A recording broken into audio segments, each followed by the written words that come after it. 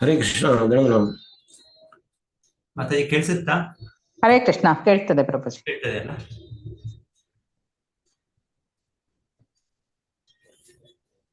ನಾವು ಜಯರಾಧ ಮಾಧವ ಹಾಡುವ ಇವಾಗ. ಜಯ ರಾಧಾ ಮಾಧವ ಕುಂಜ ವಿಹಾರಿ, ಜಯ ರಾಧಾ ಮಾಧವ ಕುಂಜ ವಿಹಾರಿ, ಗೋಪಿಜನ ವಲ್ಲಭ ಗಿರಿವರಧಾರಿ, ಗೋಪಿಜನ ವಲ್ಲಭ ಗಿರಿವರಧಾರಿ, ಯಶೋದನಂದನ ಬ್ರಜ ಜನರಂಜನ, ಯಶೋದನಂದನ ಯಮುನ ತೀರಾವನ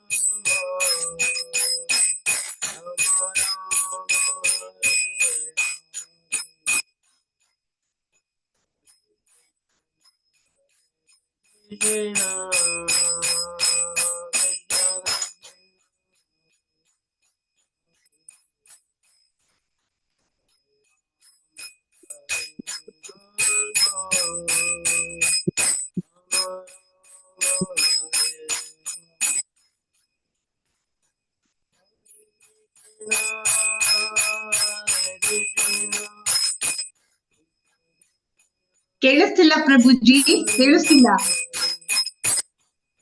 ಹರೇ ಕೃಷ್ಣ ಪ್ರಭುಜಿ. ಕೇಳಿಸ್ತಿಲ್ಲ ಪ್ರಭುಜಿ. ಹರೇ ಕೃಷ್ಣ. ಹರೇ ಕೃಷ್ಣ ಪ್ರಭುಜಿ, ವಾಯ್ಸ್ ಸ್ಲೋ ಆಗ್ತಾ ಉಂಟು, ಕೇಳುದಿಲ್ಲ.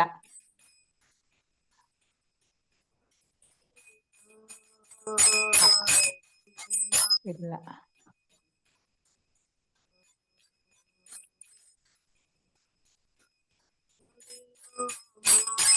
ಇಲ್ಲ, ಅವರು ಕೀರ್ತನೆ ಹೇಳಿರ್ತಾರೆ.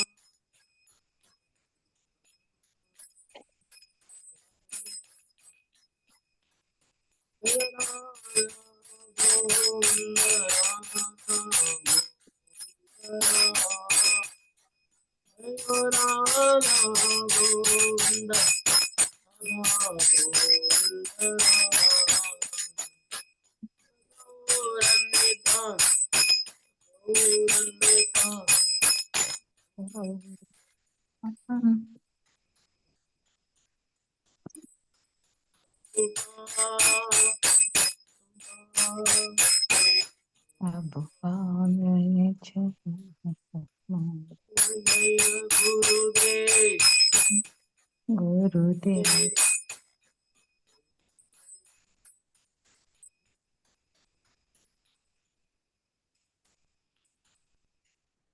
ಹರೇ ಕೃಷ್ಣ ಪ್ರಭುಜಿ, ವಾಯ್ಸ್ ಕೇಳುದಿಲ್ಲ.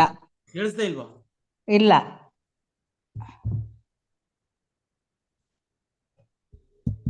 ಹರೇ ಕೃಷ್ಣ. ಇವಾಗ ಕೇಳಿಸ್ತದ ಮಾತಾಜಿ?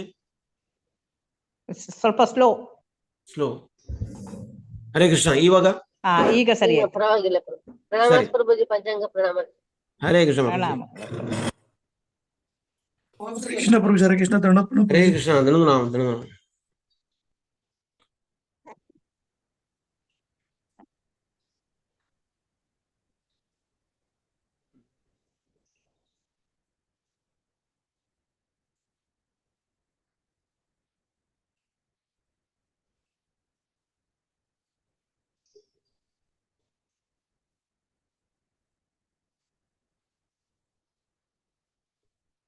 ಇವತ್ತು ನಾವು ವೈಕುಂಠ ಏಕಾದಶಿ ಬಗ್ಗೆ ಮಾತಾಡೋಣ. ಅದಕ್ಕಿಂತ ಮೊದಲು ನಾವು ಮಂಗಲಾಚರಣವನ್ನ ಹೇಳುವ.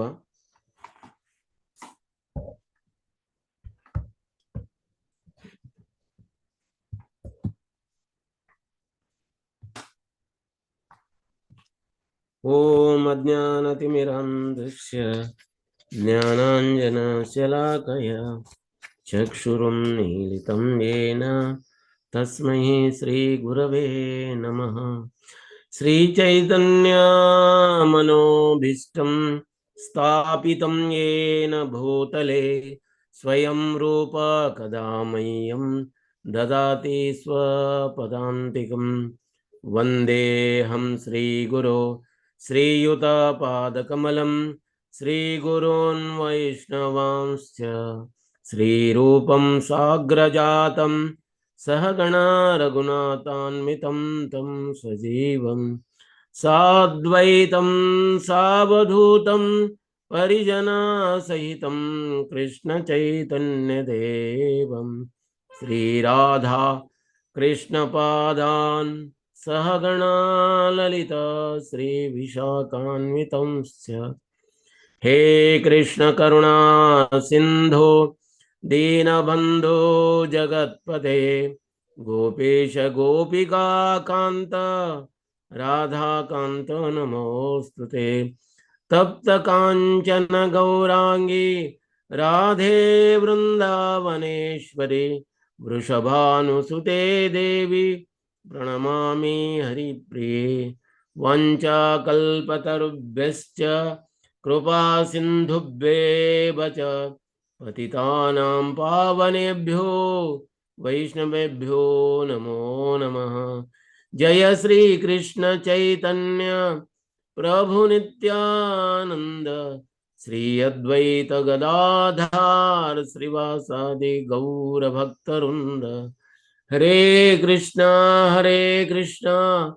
ಕೃಷ್ಣ ಕೃಷ್ಣ ಹರೇ ಹರೇ ಹರೇ ರಾಮ ರಾಮ ರಾಮ ಹರೇ ಹರೇ.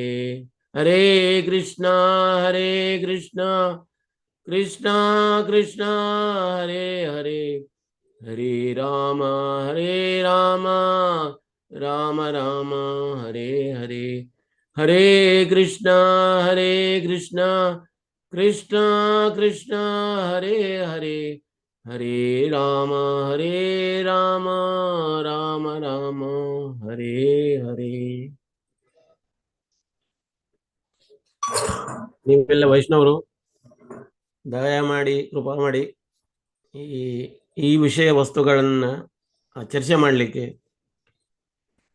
ಹರೇ ಕೃಷ್ಣ. ಇವತ್ತು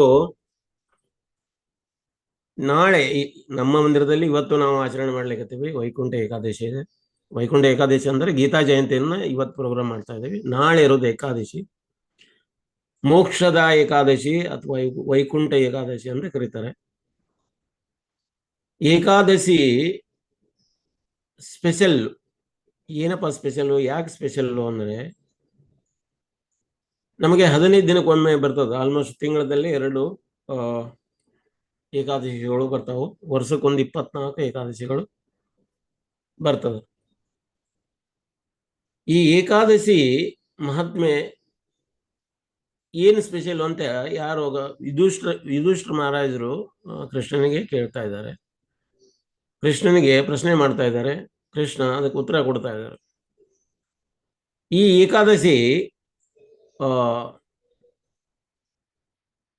ಸ್ಪೆಷಲ್ ಆಗಿ ಏಕಾದಶಿಯಲ್ಲಿ ನಡೆದಿರುವಂತ ಒಂದು ಕಥೆಯನ್ನ ಯುಧಿಷ್ಠಿರ ಮಹಾರಾಜರಿಗೆ ಕೃಷ್ಣ ಹೇಳ್ತಾರೆ. ಏನ್ ಕಥೆಪ್ಪ ಅಂದ್ರೆ ವೈಕನಾಶ ಅಂತ ಚಂಪಕಪುರದ ಸತ್ಯಯುಗದೊಳಗ ಇದು ಚಂಪಕಪುರ ಅಂತ ಒಂದು ರಾಜ್ಯ. ಆ ರಾಜ್ಯದ ರಾಜನ ಹೆಸರು ವೈಕನಾಶ್. ಒಳ್ಳೆ ವೈಷ್ಣವರಾಗಿದ್ರು. ತನ್ನ ರಾಜ್ಯದಲ್ಲಿ ಎಲ್ಲ ವೈಷ್ಣವರಿಗೆ ಬೇಕಾಗಿರುವಂಥ ಎಲ್ಲ ಸುವಿಧೆಗಳು, ಮತ್ತು ವೈಷ್ಣವರಿಗೆ ಅಷ್ಟೇ ಅಲ್ಲ, ತನ್ನ ಪರಜನರಿಗೆ ಎಲ್ಲರಿಗೆ ಬೇಕಾಗಿರುವಂಥ ಎಲ್ಲ ಫೆಸಿಲಿಟಿಗಳನ್ನು ಅತ್ಯುತ್ತಮವಾಗಿ ಅವರು ಮಾಡಿಕೊಟ್ಟಿದ್ರು ರಾಜ. ಅವನಲ್ಲಿ ಆ ರಾಜ್ಯದಲ್ಲಿ ಸುಖ ಸಂಪತ್ತು ಎಲ್ಲವೂ ತುಂಬಿ ತುಳುಕ್ತಾ ಇತ್ತು. ಹಿಂಗಿರಬೇಕಾದ್ರೆ ಒಂದೇ ದಿನ ರಾಜ ರಾತ್ರಿ ಮಲಗಿದಾಗ ಅವನಿಗೆ ಕನಸು ಬಿತ್ತು. ಕನಸಿನಲ್ಲಿ ಅವರ ತಂದೆ ನರಕ ಭೋಗಿಸ್ತಾ ಇದ್ದಾರೆ. ನರಕದಲ್ಲಿ, ಯಮಲೋಕದಲ್ಲಿ, ಯಮಪುರಿಯಲ್ಲಿ ನರಕ ಅನುಭವಿಸ್ತಾ ಇದ್ದಾರೆ. ಅವರು ಮಗನಿಗೆ ಕರೀತಾ ಇದ್ದಾರೆ ಕೂಗಿ, ಹೇ ಮಗ, ನನ್ನನ್ನು ಕಾಪಾಡು, ಕಾಪಾಡು, ರಕ್ಷಿಸು, ರಕ್ಷಿಸು ಅಂತ ಕರೀತಾ ಇರ್ಬೇಕಾದ್ರೆ ಅವರಿಗೆ ಸಡನ್ ಎಚ್ಚರ ಆಯ್ತು. ರಾತ್ರಿ ಎಲ್ಲ ನಿದ್ರೆ ಮಾಡೋದನ್ನ ಹಾಗೆ ಎದ್ಕೊಂಡ್ರು. ಬೆಳಗ್ಗೆ ಎದ್ದು ತನ್ನ ಸಭೆಗೆ ಹೋದರು. ಸಭೆಯಲ್ಲಿ ಮಂತ್ರಿಗಳು, ಸೇನಾಧಿಪತಿಗಳು, ಅನೇಕ ಗುರು ಹಿರಿಯರ ಮುಂದೆ ತನಗೆ ಕಂಡ ರಾತ್ರಿ ಕನಸಿನ ಬಗ್ಗೆ ಹೇಳ್ತಾ ಹೋದರು. ನನಗೆ ಹೀಗೆ ಕನಸು ಬಿತ್ತು, ನನ್ನ ತಂದೆ ನರಕದಲ್ಲಿ ಶಿಕ್ಷೆಯನ್ನು ಅನುಭವಿಸ್ತಾ ಇದ್ದಾರೆ, ಏನು ಮಾಡಬೇಕು ಇದಕ್ಕೆ ಅಂತ. ಮಂತ್ರಿಗಳು, ಅಲ್ಲಿರುವಂಥ ಗುರು ಹಿರಿಯರು, ಪಂಡಿತರು ಅವರೆಲ್ಲ ಹೇಳಿದರು. ಒಂದು ಒಮ್ಮತಕ್ಕೆ ಬಂದರು. ಏನಪ್ಪ ಒಮ್ಮತ? ಇದನ್ನ ನಾವು ಡಿಸ್ಕಷನ್ ಮಾಡೋಕ್ಕಿಂತ ಇಲ್ಲೇ ನಮ್ಮ ಪಕ್ಕದಲ್ಲೇ ಪರ್ವತದಲ್ಲಿ ಆಶ್ರಮದಲ್ಲಿರುವಂಥ ಪರ್ವತ ಮುನಿಗಳ ಆಶ್ರಮಕ್ಕೆ ಹೋಗುವ. ಅಲ್ಲಿ ನಾವೇನತಿ ನಮ್ಮ ಪ್ರಶ್ನೆ, ಈ ರಾಜನ ಪ್ರಶ್ನೆ ಅಂದ್ರೆ ನಿಮ್ಮ ಪ್ರಶ್ನೆಗೆ ಉತ್ತರವನ್ನು ಅವರಿಂದ ಕಂಡುಕೊಳ್ಳುವುದು ಉತ್ತಮ ಅಂತ. ನಾವೇ ಈ ಡಿಸಿಷನ್ ತಗೊಳ್ಳೋಕ್ಕಿಂತ ಈ ಅವರ ಒಂದು ಮಾರ್ಗದರ್ಶನದಲ್ಲಿ, ಒಂದು ನಿರ್ದೇಶನದ ಮೇರೆಗೆ ಉತ್ತರ ಕಂಡುಕೊಳ್ಳೋದು ಒಳ್ಳೆಯದು ಅಂತ ಅವರು ಒಂದು ಒಮ್ಮತಕ್ಕೆ ಬಂದರು. ಆ ನಂತರ ಅವರ ಪರ್ವತ ಮುನಿಗಳ ಆಶ್ರಮಕ್ಕೆ ಹೋದರು. ಈ ಪರ್ವತ ಮುನಿಗಳು ಯಾರು? ನಾರದ ಮುನಿಗಳು ಹೇಗೆ, ಹಾಗೆ ಪರ್ವತ ಮುನಿಗಳು ಕೂಡ ತ್ರಿಲೋಕ ಸಂಚಾರಿಗಳು. ಅವರು ಎಲ್ಲ ಕಡೆಗೆ ಅಡ್ಡಾಡ್ತಾರೆ. ಅವರು ಕೂಡ ತ್ರಿಲೋಕ ಸಂಚಾರಿ. ಅವರು ಕೂಡ ಹರಿನಾಮನ ಹೇಳ್ತಾನೆ ಇರ್ತಾರೆ. ಪರ್ವತ ಮುನಿಗಳು ಕೂಡ ನಾರದ ಮುನಿಗಳ ಒಂದು ಗಾಡ್ ಬ್ರದರ್ಸ್. ಅವರು ಯಾವಾಗಲೂ ಅವ್ರ ಜೊತೆಗಿರ್ತಾರೆ ಅಂತ ಪರ್ವತ ಮುನಿಗಳು. ಹಿಂಗ ಅವರು ವೈಕನಾಶ ಮತ್ತು ಅವರ ಮಂತ್ರಿಗಳು, ಪಂಡಿತರು, ಅವರ ಹೆಂಡತಿ ಮಕ್ಕಳ ಸಮೇತ ಅವರು ಪರ್ವತ ಮುನಿಗಳ ಆಶ್ರಮಕ್ಕೆ ಹೋದರು. ಪರ್ವತ ಮುನಿಗಳು ದೊಡ್ಡ ಆಶ್ರಮದಲ್ಲಿ ರಾಜ ಬಂದ್ರು ಅಂತ ಹೇಳ್ಬಿಟ್ಟು ರಾಜನ ವೆಲ್ಕಮ್ ಮಾಡಿದರು ಪರ್ವತ ಮುನಿಗಳು. ರಾಜ ಹೋಗಿ ಪರ್ವತ ಮುನಿಗಳಿಗೆ ದಂಡವತ್ ಪ್ರಣಾಮ ಮಾಡಿದರು. ಆಮೇಲೆ ನಮಸ್ಕಾರ ಮಾಡಿ ಹೆಂಡತಿ ಮಕ್ಕಳ ಸಮೇತ ಎಲ್ಲರೂ ದೀರ್ಘ ದಂಡದ ನಮಸ್ಕಾರಗಳನ್ನು ಅರ್ಪಣೆ ಮಾಡಿ ಋಷಿಗಳಿಗೆ ನಮಸ್ಕಾರ ಮಾಡಿ, ಅಲ್ಲೆಲ್ಲ ಅವ್ರ ಸುತ್ತಲೂ ಕೂತಿರುವಂಥ ಅನೇಕ ಋಷಿಗಳಿದ್ರು. ಅವರೆಲ್ಲ ವೇದಗಳು, ಸಾಮವೇದ, ಋಗ್ವೇದ, ಯಜುರ್ವೇದ, ಅಥರ್ವಣ ವೇದಗಳ ಬಗ್ಗೆ ಮಂತ್ರಘೋಷಗಳನ್ನು ಮಾಡ್ತಾ ಇದ್ರು, ನಿತ್ಯ ಪಠಣ ಮಾಡ್ತಾ ಇದ್ರು. ಶುಭ್ರ ವಾತಾವರಣ, ಪರ್ವತ, ಅನೇಕ ಗಿಡಗಂಟಿಗಳು, ಅಲ್ಲಿ ಕೂಗುವಂಥ ಹಕ್ಕಿಗಳ ಧ್ವನಿ, ಒಂದು ಅದ್ಭುತ ವಾತಾವರಣ ಅಲ್ಲಿತ್ತು. ಅಲ್ಲೇ ಅದು ಬದ್ರಿಕಾಶ್ರಮದ ಆಸ್ಪಾಸ್. ಈಗ ನಾವು ಆ ಬದ್ರಿಕಾಶ್ರಮನ, ಈಗ ಹೋಗುವಂತ ಬದ್ರಿಕಾಶ್ರಮನ ನಾವು ನೋಡಬಹುದು ಈಗಿನದು. ಪ್ರಭುಪಾದ ಅವ್ರು ಹೇಳ್ತಾರೆ, ಪೂರ್ವ ಬದ್ರಿ ಅಂತ ಅದ್ರ ಮೊದಲಿನ ಒಂದು ಬದ್ರಿಕಾಶ್ರಮ ಐತೆ. ಆ ಬದ್ರಿಕಾಶ್ರಮಕ್ಕೆ ನಾವು ಹೋಗ್ಲಿಕ್ಕೆ ಆಗುದಿಲ್ಲ ಅಂತ ಮಧ್ವಾಚಾರ್ಯರು ಆ ಬದ್ರಿಕಾಶ್ರಮಕ್ಕೆ ಹೋಗಿ ಅಲ್ಲೇನೈತಿ ತಾವು ಬರೆದಿರುವಂತ ಇದನ್ನ ವ್ಯಾಸದೇವರಿಗೆ ಅವ್ರಿಗೆ ಓದಿ ಹೇಳಿದರು ಅಂತ. ನಾಂದ್ರ ಭೌತಿಕ ಬದ್ರಿಕಾಶ್ರಮಕ್ಕೆ ನಾವು ಹೋಗ್ಬೋದು ಇಲ್ಲಿ, ಆದ್ರೆ ಆ ಪೂರ್ವ ಬದ್ರಿ ಏನೈತಲ್ಲ ಅಲ್ಲಿಗೆ ಹೋಗ್ಲಿಕ್ಕೆ ಆಗುದಿಲ್ಲ ಅಂತ ಪ್ರಭುಪಾದವರು ವರ್ಣನೆ ಮಾಡ್ತಾರೆ. ಅಂದ್ರೆ ಆ ರೀತಿ ಒಂದು ನಮ್ಮಲ್ಲಿ ಭಕ್ತಿಯ ಒಂದು ಇದು ಇತ್ತಂದ್ರೆ ಅಲ್ಲಿಗೆ ಹೋಗಿ ಮುಟ್ಟಬಹುದು. ಹಾಗೆ ಹಿಂಗ ವೈಕನಾಶ ಇದು ಈ ಸ್ಟೋರಿ ಯಾರಲ್ಲಿ ಬರ್ತದಪ್ಪ ಅಂದ್ರ ಬ್ರಹ್ಮಾಂಡ ಪುರಾಣ ಅಂತ. ಬ್ರಹ್ಮಾಂಡ ಪುರಾಣದಲ್ಲಿ ಈ ಸ್ಟೋರಿ ಬರ್ತದೆ. ಎಸ್ಪೆಷಲಿ ಈ ವೈಕುಂಠ ಏಕಾದಶಿಗೆ ಭಗವಾನ್ ಯುಧಿಷ್ಠಿರ ಮಹಾರಾಜರಿಗೆ ಹೇಳ್ತಾ ಇದ್ದಾರೆ ಇದನ್ನು. ಇವಾಗ ನಾವು ಎಲ್ಲಿದ್ದೀವಿ? ಬದ್ರಿಕಾಶ್ರಮದಲ್ಲಿದ್ದೀವಿ. ಬದ್ರಿಕಾಶ್ರಮದಲ್ಲಿ ರಾಜ ತನ್ನ ಪ್ರಶ್ನೆಗೆ ಉತ್ತರ ಕಂಡುಕೊಳ್ಳಲಿಕ್ಕೆ ಬಂದಿದ್ದಾರೆ. ಅವರು ಪರ್ವತ ಮುನಿಗಳು ಕೇಳ್ತಾರೆ, ರಾಜ ನೀವು ಇಷ್ಟೊಂದು ಚಿಂತಾಕ್ರಾಂತರಾದಂಗೆ ಕಾಣಿಸ್ತದ, ಏನು ಅದಕ್ಕೆ ಏನು ಕಾರಣ ಅಂತ. ರಾಜ ಹೇಳ್ತಾರೆ, ನೀವು ಕಂಡುಕೊಳ್ಳುವಂಥದ್ದನ್ನು ನಾವು ಹೇಳುವಂಥದ್ದು ಏನು ಅವಶ್ಯಕತೆ ಇದೆ? ನೀವು ತ್ರಿಕಾಲಜ್ಞಾನಿಗಳು, ದಯವಿಟ್ಟು ನಮ್ಮ ಪ್ರಶ್ನೆಗೆ ನೀವು ಉತ್ತರ ಕೊಡ್ತೀರಂತನ ಬಂದಿದ್ದೀವಿ. ಸರಿ, ಹೇಳು, ಏನನ್ನೋದು ನಿಮ್ಮ ದುವಿಧ ಅನ್ನೋದು ಏನಿದೆ, ದುಃಖ ಅನ್ನೋದು ಏನಿದೆ ಹೇಳು ಅಂತ. ಅವರ ರಾಜ ವಿವರವಾಗಿ ಹೇಳ್ತಾರೆ, ನಾನು ನಿದ್ರೆ ಮಾಡಬೇಕಾದಾಗ ನನಗೆ ಸ್ವಪ್ನ ಕಾಣುತ್ತೆ, ಸ್ವಪ್ನದಲ್ಲಿ ನನ್ನ ತಂದೆ ನರಕ ಅನುಭವಿಸ್ತಾ ಇದ್ದಾರೆ ಅನ್ನುವಂಥದ್ದು ಬಂತು ಅಂತ. ಆವಾಗ ಪರ್ವತ ಮುನಿಗಳು ಕಣ್ಣು ಮುಚ್ಚಿದ್ರು. ಒಂದು ಸ್ವಲ್ಪ ಟೈಮ್ ಕಣ್ಣು ಮುಚ್ಚಿ ಅವರು ರಾಜನ ಇತಿಹಾಸ ಮತ್ತು ಅವರಪ್ಪನ ಅದ ಇತಿಹಾಸದವರೆಗೆ ಅವರೆಲ್ಲ ಹೋದ್ರು. ಅವರು ಹಿಂದಿನ ಜನ್ಮಗಳನ್ನೆಲ್ಲ ನೋಡ್ತಾ ಹೋದ್ರು. ಜನ್ಮದಲ್ಲಿ ಅವರ ಅಪ್ಪನ ಜೀವನದಲ್ಲಿರುವಂಥ ನಡೆದಿರುವಂಥ ಘಟನೆ. ಅವಾಗ ಅವ್ರು ಎಕ್ಸ್ಪ್ಲೇನ್ ಮಾಡ್ಲಿಕ್ಕತ್ತಾರ, ಹೇಳಲಿಕ್ಕತ್ತಾರ, ವಿವರಿಸ್ತಾ ಇದ್ದಾರೆ ಪರ್ವತ ಮುನಿಗಳು. ನೋಡಪ್ಪ, ನಿನ್ನಪ್ಪ ಬಹಳ ಪಾಪಿ ವ್ಯಕ್ತಿಯಾಗಿದ್ದ ಅಂತ. ಯಾಕೆ ಅಂದ್ರೆ ಅವ್ರಿಗೆ ಅನೇಕ ಮಂದಿ ರಾಣಿಯರು, ಅಂತರಲ್ಲಿ ಒಬ್ಬರ ರಾಣಿ ನಿಮ್ಮ ತಾಯಿಂದರಲ್ಲಿ, ಅವರು MC ಪೀರಿಯಡ್ನಾಗಿದ್ರು, ಮಂತ್ಲಿ ಅಂದ್ರೆ ಋತುಚಕ್ರದಲ್ಲಿದ್ದರು. ಋತುಚಕ್ರದಲ್ಲಿ ಇರಬೇಕಾದ್ರೆ ಅವರಿಗೆ ಫೋರ್ಸ್ಫುಲಿ ಲೈಂಗಿಕ ಕ್ರಿಯೆ ಮಾಡಿದ್ರು. ಅದು ಮಹಾನ್ ಅಪರಾಧ ಅಂತ. ಆವಾಗ ತಾಯಿ, ನನ್ನನ್ನು ರಕ್ಷಣೆ ಮಾಡವನೇ ನೀನು ನನ್ನನ್ನು ಶಿಕ್ಷಿಸ್ತಾ ಇದೆ ಅಂತಂದು ರಾಜನಿಗೆ ಹೇಳಿದ್ರು. ಆದರೂ ರಾಜ ಕೇಳಲಿಲ್ಲ. ಯಾರೋ ರಾಜ ಅಂದ್ರೆ ಈ ವೈಕನಾಶನ ಅಪ್ಪ. ಇನ್ನೊಬ್ಬ ರಾಣಿ, ಅವರು ಆಸೆ ಪಟ್ಟು ಬಂದಿದ್ರು, ಆದರೆ ಅವರನ್ನು ತಿರಸ್ಕಾರ ಮಾಡಿದ್ರು ಅಂತ ರಾಣಿನ. ಈ ರೀತಿ ಮಾಡಿದ್ದರಿಂದ ರಾಜ ಏನತಿ ನರಕ ಭೋಗಿಸ್ತಾ ಇದ್ದಾನೆ ಅಂತ ಹೇಳಿಬಿಟ್ಟು ಪರ್ವತ ಮುನಿಗಳು ಅಲ್ಲಿ ನೆರೆದಿರುವಂತ ರಾಜ ಮತ್ತು ರಾಜನ ಪತ್ನಿ, ಮಕ್ಕಳು ಮತ್ತು ಮಂತ್ರಿ ಪಂಡಿತರ ಜೊತೆಗೆ ವಿವರವಾಗಿ ಇದನ್ನು ಹೇಳಲಿಕ್ಕೆ ಇದ್ದಾರೆ. ಇದಕ್ಕೆ ಮತ್ತೆ ಹಾಗಾದ್ರೆ ರಾಜ ಕೇಳ್ತಾ ಇದ್ದಾನೆ, ಇದಕ್ಕೆ ಏನಾದರೂ ಮಾರ್ಗಗಳು ಉಂಟಾ ಅಂತ. ಈ ನರಕದಿಂದ ಅವ್ರನ್ನ ನಾವು ಮುಕ್ತ ಮಾಡ್ಲಿಕ್ಕೆ ಏನಾದರೂ ಮಾರ್ಗಗಳು ಉಂಟಾ ಅಂತ. ಆವಾಗ ಪರ್ವತ ಮುನಿಗಳು ಹೇಳ್ತಾರೆ, ಹೌದು ಇದೆ. ಏನಪ್ಪಾ ಅಂದ್ರೆ, ಈಗ ಬರುವ ಅಂದ್ರೆ ಈಗ ನಾಳೆ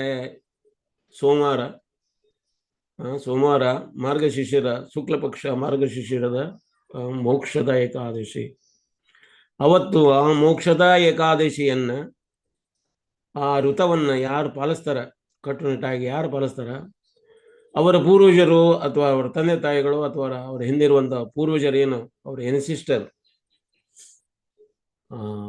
ನರಕದಲ್ಲಿ ಅಥವಾ ನಿಮ್ನ ಲೋಕದಲ್ಲಿದ್ದಾರೆ, ಅವರಿಗೆ ಉನ್ನತ ಲೋಕಕ್ಕೆ ಹೋಗ್ಲಿಕ್ಕೆ ಅವಕಾಶಗಳು ಸಿಗ್ತಾವಂತ. ಅವ್ರನ್ನ ಅಲ್ಲಿಂದ ಮುಕ್ತ ಮಾಡ್ಲಿಕ್ಕೆ ಆಗ್ತತಿ ಈ ಏಕಾದಶಿ ಮಾಡುವುದರಿಂದ ಅಂತ. ಇದು ಓನ್ಲಿ ಕೃಷ್ಣ ಧರ್ಮರಾಜನಿಗೆ ಮಾತ್ರ ಹೇಳಿಲ್ಲ. ಯಾರಿಗೆ ಹೇಳಿಕತ್ತಾರ? ಇದನ್ನು ನಮಗೂ ಕೂಡ ಹೇಳಿಕತ್ತಾರ. ಯಾರು ಕಟ್ಟುನಿಟ್ಟಾಗಿ ವೈಕುಂಠ ಏಕಾದಶಿಯನ್ನು ಪಾಲಿಸ್ತಾರ, ಆ ಪಾಲಿಸಿ ಅದರಲ್ಲಿ ಬಂದಿರುವಂತ ಪ್ರತಿಫಲವನ್ನ ಅವರ ಪೂರ್ವಜರಿಗೆ ಅರ್ಪಣೆ ಮಾಡ್ತಾರ. ಆ ಪ್ರತಿಫಲದ ರೂಪ ಏನಾಗ್ತದೆ, ಅವ್ರಿಗೆ ಉನ್ನತ ಲೋಕಕ್ಕೆ ಕರ್ಕೊಂಡು ಹೋಗ್ಲಿಕ್ಕೆ ಅವಕಾಶ ಮಾಡಿಕೊಡ್ತದ. ಹಿಂಗ ಪರ್ವತ ಮುನಿಗಳು ಯುಧಿಷ್ಠಿರ ಮಹಾರಾಜರಿಗೆ ಅಲ್ಲ, ಯಾರಿಗೆ ಹೇಳಿದ್ರು? ವೈಕನಾಶ ರಾಜನಿಗೆ ಹೇಳಿಕತ್ತಿದ್ದಾರೆ. ಅದಕ್ಕೆ ನೀನು ಹೆಂಡತಿ ಮಕ್ಕಳ ಸಮೇತ ಈ ವೈಕುಂಠ ಏಕಾದಶಿಯನ್ನ ಪಾಲಿಸಿ ಅಂತ. ರಾಜ ಬಹಳ ಖುಷಿ ಆದ್ರು. ಏನೋ ಒಂದು ನಮಗ ಮಾರ್ಗದರ್ಶನ ಮಾಡಿದ್ರು, ನಮಗ ಒಂದು ರಸ್ತೆ ಸಿಕ್ತು ಅಂತ ಹೇಳ್ಬಿಟ್ಟು ಅವರಿಗೆ ದಂಡವತ ಪ್ರಣಾಮ ಹಾಕಿ ಅವರೆಲ್ಲ ಕುಶಲೋಪರಿ ವಿಚಾರ ಮಾಡಿ ಆದ್ಮೇಲೆ ಅವರು ಹೊಳ್ಳಿ ತಮ್ಮ ರಾಜ್ಯ ಚಂಪಾಪುರಿಗೆ ಅವ್ರು ಮರಳಿದ್ರು. ಮಾರನೇ ದಿನ ಚಂಪಾಪುರಿಯಲ್ಲಿ ಈ ಏಕಾದಶಿ ವ್ರತವನ್ನ ಅವ್ರು ಪಾಲಿಸ್ತಿದ್ರು. ಅಂದ್ರೆ ಈ ಸೋಮವಾರ ಏಕಾದಶಿ, ಮಂಗಳವಾರ ದ್ವಾದಶಿ ದಿನ ನಾವು ಆ ಏಕಾದಶಿಯನ್ನು ಬಿಡಬೇಕಾಗ್ತದೆ. ಆ ಏಕಾದಶಿ ಬಿಡೋ ಮುಂದೆ ಈಗ ಏನೈತಿ, ತಂದೆ ತಾಯಿಗಳಿಗೆ ಅರ್ಪಣೆ ಮಾಡಬೇಕು ಅಥವಾ ನಮ್ಮ ಪೂರ್ವಜರಿಗೆ ಅರ್ಪಣೆ ಮಾಡಬೇಕು. ತಂದೆ ತಾಯಿಗಳು ಈಗಿದ್ರ ನೋ ಪ್ರಾಬ್ಲಮ್, ಅವರು ಅತೀರ್ ಹೋದವ್ರು ಏನಿರ್ತಾರಲ್ಲ ಅಂಥವ್ರಿಗೆ ನಾವು ಅರ್ಪಣೆ ಮಾಡೋದ್ರಿಂದ ಇದರ ಪ್ರತಿಫಲ ಅವ್ರಿಗೆ ಮುಡ್ತೈತಿ ಅಂತ. ಅವತ್ತು ನಾಳೆ ಮತ್ತೆ ಗೀತಾ ಜಯಂತಿ ಕೂಡ. ಗೀತಾ ಜಯಂತಿಯ ಗೀತಾ ಜಯಂತಿ ಹೇಗೆ ಹುಡ್ತು ಅನ್ನೋದ್ರ ಬಗ್ಗೆನೂ ನಾಳೆಯ ದಿನ ನಾವು ನೋಡಬಹುದು. ಇನ್ನು ಏಕಾದಶಿ ಹೇಗೆ, ಸರ್ವೋಪನಿಷದು, ಈ ಸರ್ವ ಉಪನಿಷತ್ತುಗಳು ಎಲ್ಲವೂ ಯಾರಿಂದ ಬರ್ತಾವು? ವೇದಗಳು ಯಾರಿಂದ ಬರ್ತದ? ನಾಲೆಜ್ ಅನ್ನೋದು ಯಾರಿಂದ ಬರ್ತದ ಅಂದ್ರೆ ಭಗವಾನಿಂದ ಬರ್ತದೆ. ವೇದೇಶು ಸರ್ವೇರ ಅಹಮೇ ವೇದ್ಯೋ ವೇದಾಂತ ಕೃತೇವ ವಿದೇಹ ಚ. ಕೃಷ್ಣ ಅವ್ರ ಇನ್ನೊಂದು ಹೆಸರಿನಲ್ಲಿ ಹೇಳ್ತಾರೆ, ಸಚ್ಚಿತ್ತಾನಂದ ಸಚ್ಚಿದಾನಂದ ಅಂತ. ಸತ್ ಅಂದ್ರೆ ಶಾಶ್ವತ, ಚಿತ್ ಅಂದ್ರೆ ಜ್ಞಾನದಿಂದ ತುಂಬಿಕೊಂಡಿರೋದು, ಮತ್ತು ಆನಂದದ ಸ್ರೋತ ಅವರು. ಜ್ಞಾನ, ಒರಿಜಿನಲ್ ಜ್ಞಾನ ಏನಿದೆ ಅಲ್ಲ, ಜ್ಞಾನ ಅದು ಭಗವಾನನೇ, ಭಗವಾನಂದೇ ಅದು. ಈಗ ನಾವು ಸ್ವಲ್ಪ ಇಲ್ಲ ಸ್ವಲ್ಪ ಏನಾದರೂ ನಾಲೆಜು ಜ್ಞಾನ ನಮ್ಮಲ್ಲಿ ಇದೆಯೇ ಅಂದರೆ ಅದು ಪರಮಾತ್ಮ. ಹಂಗ ಆ ನಾಲೆಜ್ ಅನ್ನೋದು ಪರಮಾತ್ಮೆಯಿಂದ ಹೇಗೆ ಬರ್ತದ, ಹಾಗೆ ಏಕಾದಶಿ ಅನ್ನೋದು ಹೇಗೆ ಬರ್ತದ ಅಂದ್ರೆ, ಏಕಾದಶಿ ಅನ್ನೋದು ಶಾಸ್ತ್ರದಲ್ಲಿ ವರ್ಣನೆ ಬರ್ತದ. ಈಗ ನೋಡಿ, ಒಂದು ಜೋಕು. ಒಬ್ಬ ಪೇಷಂಟ್ ಅತಿಯಾಗಿ ಬೆವರ್ತಿದ್ನಂತೆ. ಯಾಕೆ ಬೆವರಿದ್ದವ? ಅವ ಡಾಕ್ಟರ್ ಕಡೆಗೆ ಬಂದ್ರಂತೆ. ಬಂದು ಸಾರಿ, ಅದನ್ನ ಉಲ್ಟಾ ಹೇಳಕತ್ತೇನೆ. ಡಾಕ್ಟ್ರೇ ನನಗೆ ಒಟ್ಟ ಬೆವರು ಬರುವುದಿಲ್ಲ ಅಂತ, ಸ್ವೆಟಿಂಗ್ ಬರುವುದಿಲ್ಲ ಅಂತ. ಡಾಕ್ಟ್ರೆ ನನಗೆ ಒಟ್ಟ ಬೆವರು ಬರ್ತಾ ಇಲ್ಲ, ಏನ್ ಮಾಡ್ಬೇಕು ಅಂತ. ಹೌದಾ, ಸರಿ ಆಯ್ತು. ಡಾಕ್ಟರ್ ತಮ್ಮ ಅಸಿಸ್ಟೆಂಟ್ ಡಾಕ್ಟರ್ಗೆ ಹೇಳಿದ್ರು, ಇವ್ರಿಗೆ ಹೋಗಿ ಏನೆಲ್ಲ ಚೆಕಪ್ ಅದಾವಲ್ಲ ಅವೆಲ್ಲ ಚೆಕಪ್ ಮಾಡಿ ಅಂದ್ರು. ಅವ್ರಿಗೆ ಹೋಗಿ ಚೆಕಪ್ ಮಾಡಿದ್ರು, ಮೂತ್ರ ಚೆಕಪ್ ಮಾಡಿದ್ರು, ಬ್ಲಡ್ ಚೆಕಪ್ ಮಾಡಿದ್ರು, ಏನೆಲ್ಲ ಚೆಕಪ್ ಅದಾವಲ್ಲ ಎಲ್ಲ ಚೆಕಪ್ 1 2 3 4 5 6 7 8 9 10 ಹಂಗ ಎಲ್ಲ 1 2 3 4 5 6 7 8 9 10 ಹಿಂಗೆಲ್ಲ ನಂಬರ್ ವೈಸ್ ಅವ್ನು ಮಾಡ್ತಾ ಹೋದ್ರು. ಮಾಡಿ ಹಿಂದಗಡೆ ಎಲ್ಲ ಎಷ್ಟಾಯ್ತು ಬಿಲ್ ಅಂತ ಆ ಬಿಲ್ ತಗೊಂಬಂದು ಅವ್ನು ತೋರಿಸಿದ್ರಿ. ಯಾರಿಗೆ? ಪೇಷಂಟಿಗೆ.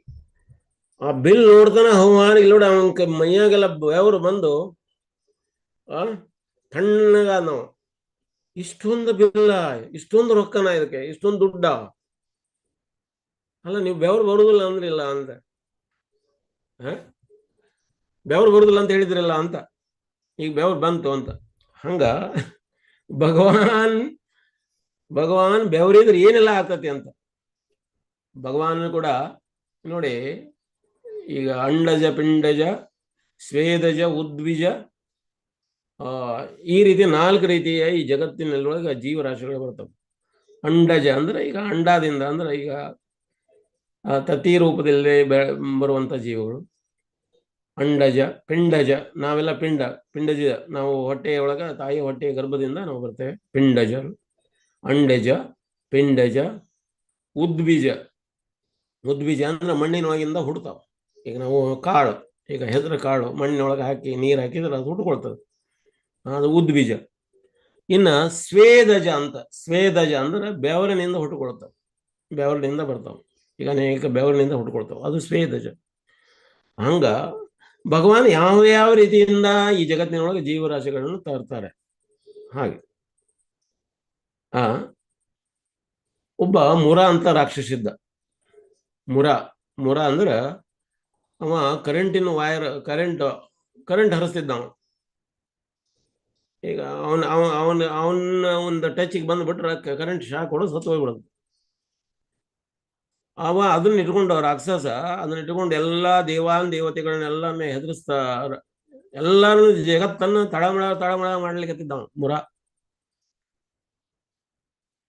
ಈ ರೀತಿ ಮಾಡ್ತಾ ಇರ್ಬೇಕಾದ್ರೆ ಒಂದಿನ ಇವರೆಲ್ಲ ದೇವತೆಗಳ ಹೋಗಿ ಭಗವಾನನಿಗೆಲ್ಲ ಪ್ರಾರ್ಥನೆ ಮಾಡ್ತಾರೆ, ಹೀಗೆಲ್ಲ ಜಗತ್ತನ್ನ ಅಲ್ಲೋಲ ಕಲ್ಲೋಲ ಮಾಡ್ಲಿಕ್ಕಿರ್ತಾರ, ದಯವಿಟ್ಟು ನೀವು ರಕ್ಷಣೆ ಮಾಡ್ಬೇಕು ನಮಗೆ ಅಂತ ಭಗವಾನ್ ಹತ್ರ ಹೋಗಿ ಹೇಳಿದ್ರು. ಭಗವಾನ್ ಆಯ್ತಪ್ಪ, ನಾನು ಅವರಿಗೆ ಒಂದೇನಾದ್ರು ಬುದ್ಧಿ ಕಲಿಸ್ತೇನೆ ಅಂತ. ಅದಕ್ಕೆ ಭಗವಾನ್ ಸ್ವತಃ ಯುದ್ಧ ಮಾಡ್ಲಿಕ್ಕೆ ಬಂದ್ರು ಅವ್ರ ಜೊತೆಗೆ.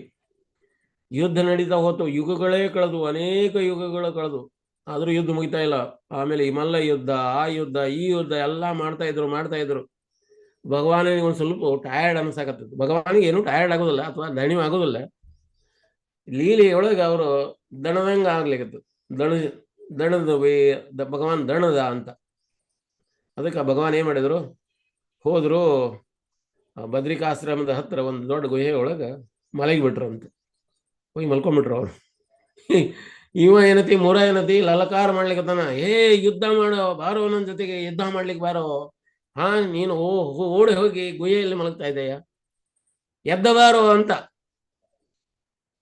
ಲಲಕಾರ ಮಾಡ್ಲಿಕ್ಕತ್ತಾರ, ಕರಿತಾ ಇದಾರೆ ಜೋರ್ ಜೋರಿಗೆ, ಬಾರೋ ಎದ್ದು ಬಾರೋ ಅಂತ.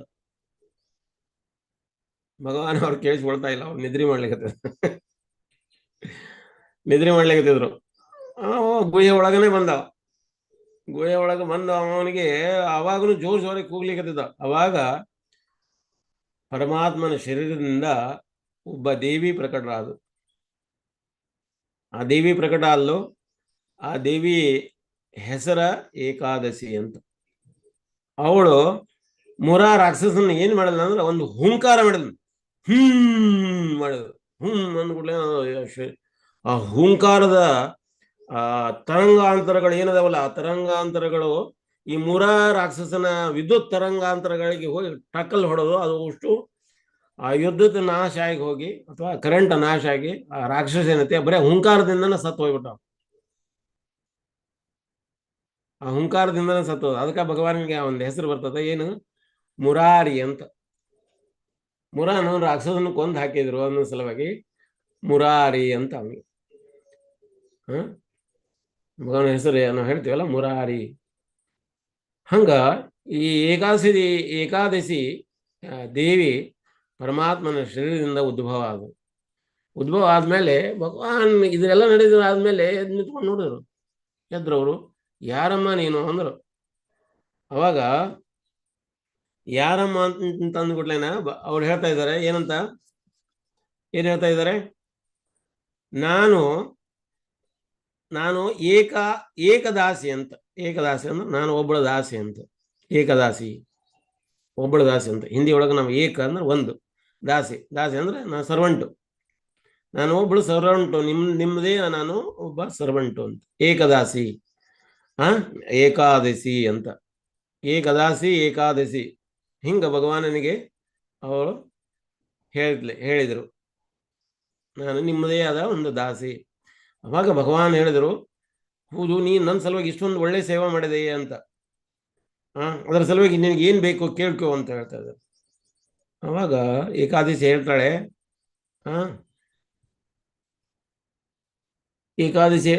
ಯಾರು ನನ್ನ ವ್ರತವನ್ನು ಪಾಲಿಸ್ತಾರೆ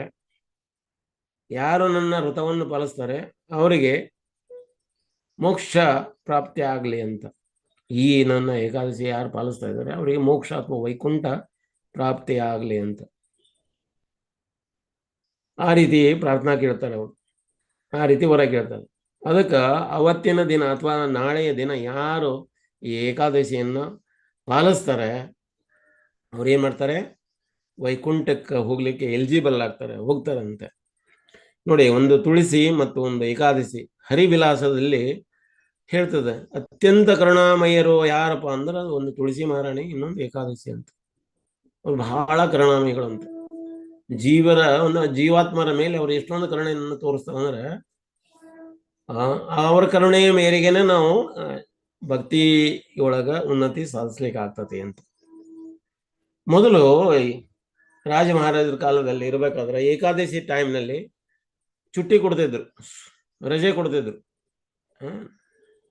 ನಮಗೆ ಈಗ ಯಾವ ರಜೆಗಳು ಕೊಡ್ತಾರೆ ಇದಕ್ಕೆ ನೋಡ್ರಿ.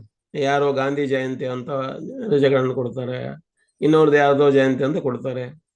ಆದ್ರೆ ತುಳಸಿ ಜಯಂತಿ ಅಥವಾ ಏಕಾದಶಿಗೆ ರಜೆ ಕೊಡುವುದಿಲ್ಲ. ಅಂದ್ರೆ ಏಕಾದಶಿ ದಿನ ರಜೆ ಇರುವುದರಿಂದ ಅದನ್ನು ಒಳ್ಳೆ ರೀತಿಯಲ್ಲಿ ಪಾಲಿಸ್ಲಿಕ್ಕೆ ಆಗ್ಲಿ ಅಂತ ಹೇಳ್ಬಿಟ್ಟು ರಾಜ ಮಹಾರಾಜರು ಏನ್ ಮಾಡ್ತಿದ್ರು, ಆ ಏಕಾದಶಿ ದಿನ ಎಲ್ಲರಿಗೂ ರಜೆಯನ್ನು ಕೊಡ್ತಾ ಇದ್ರು.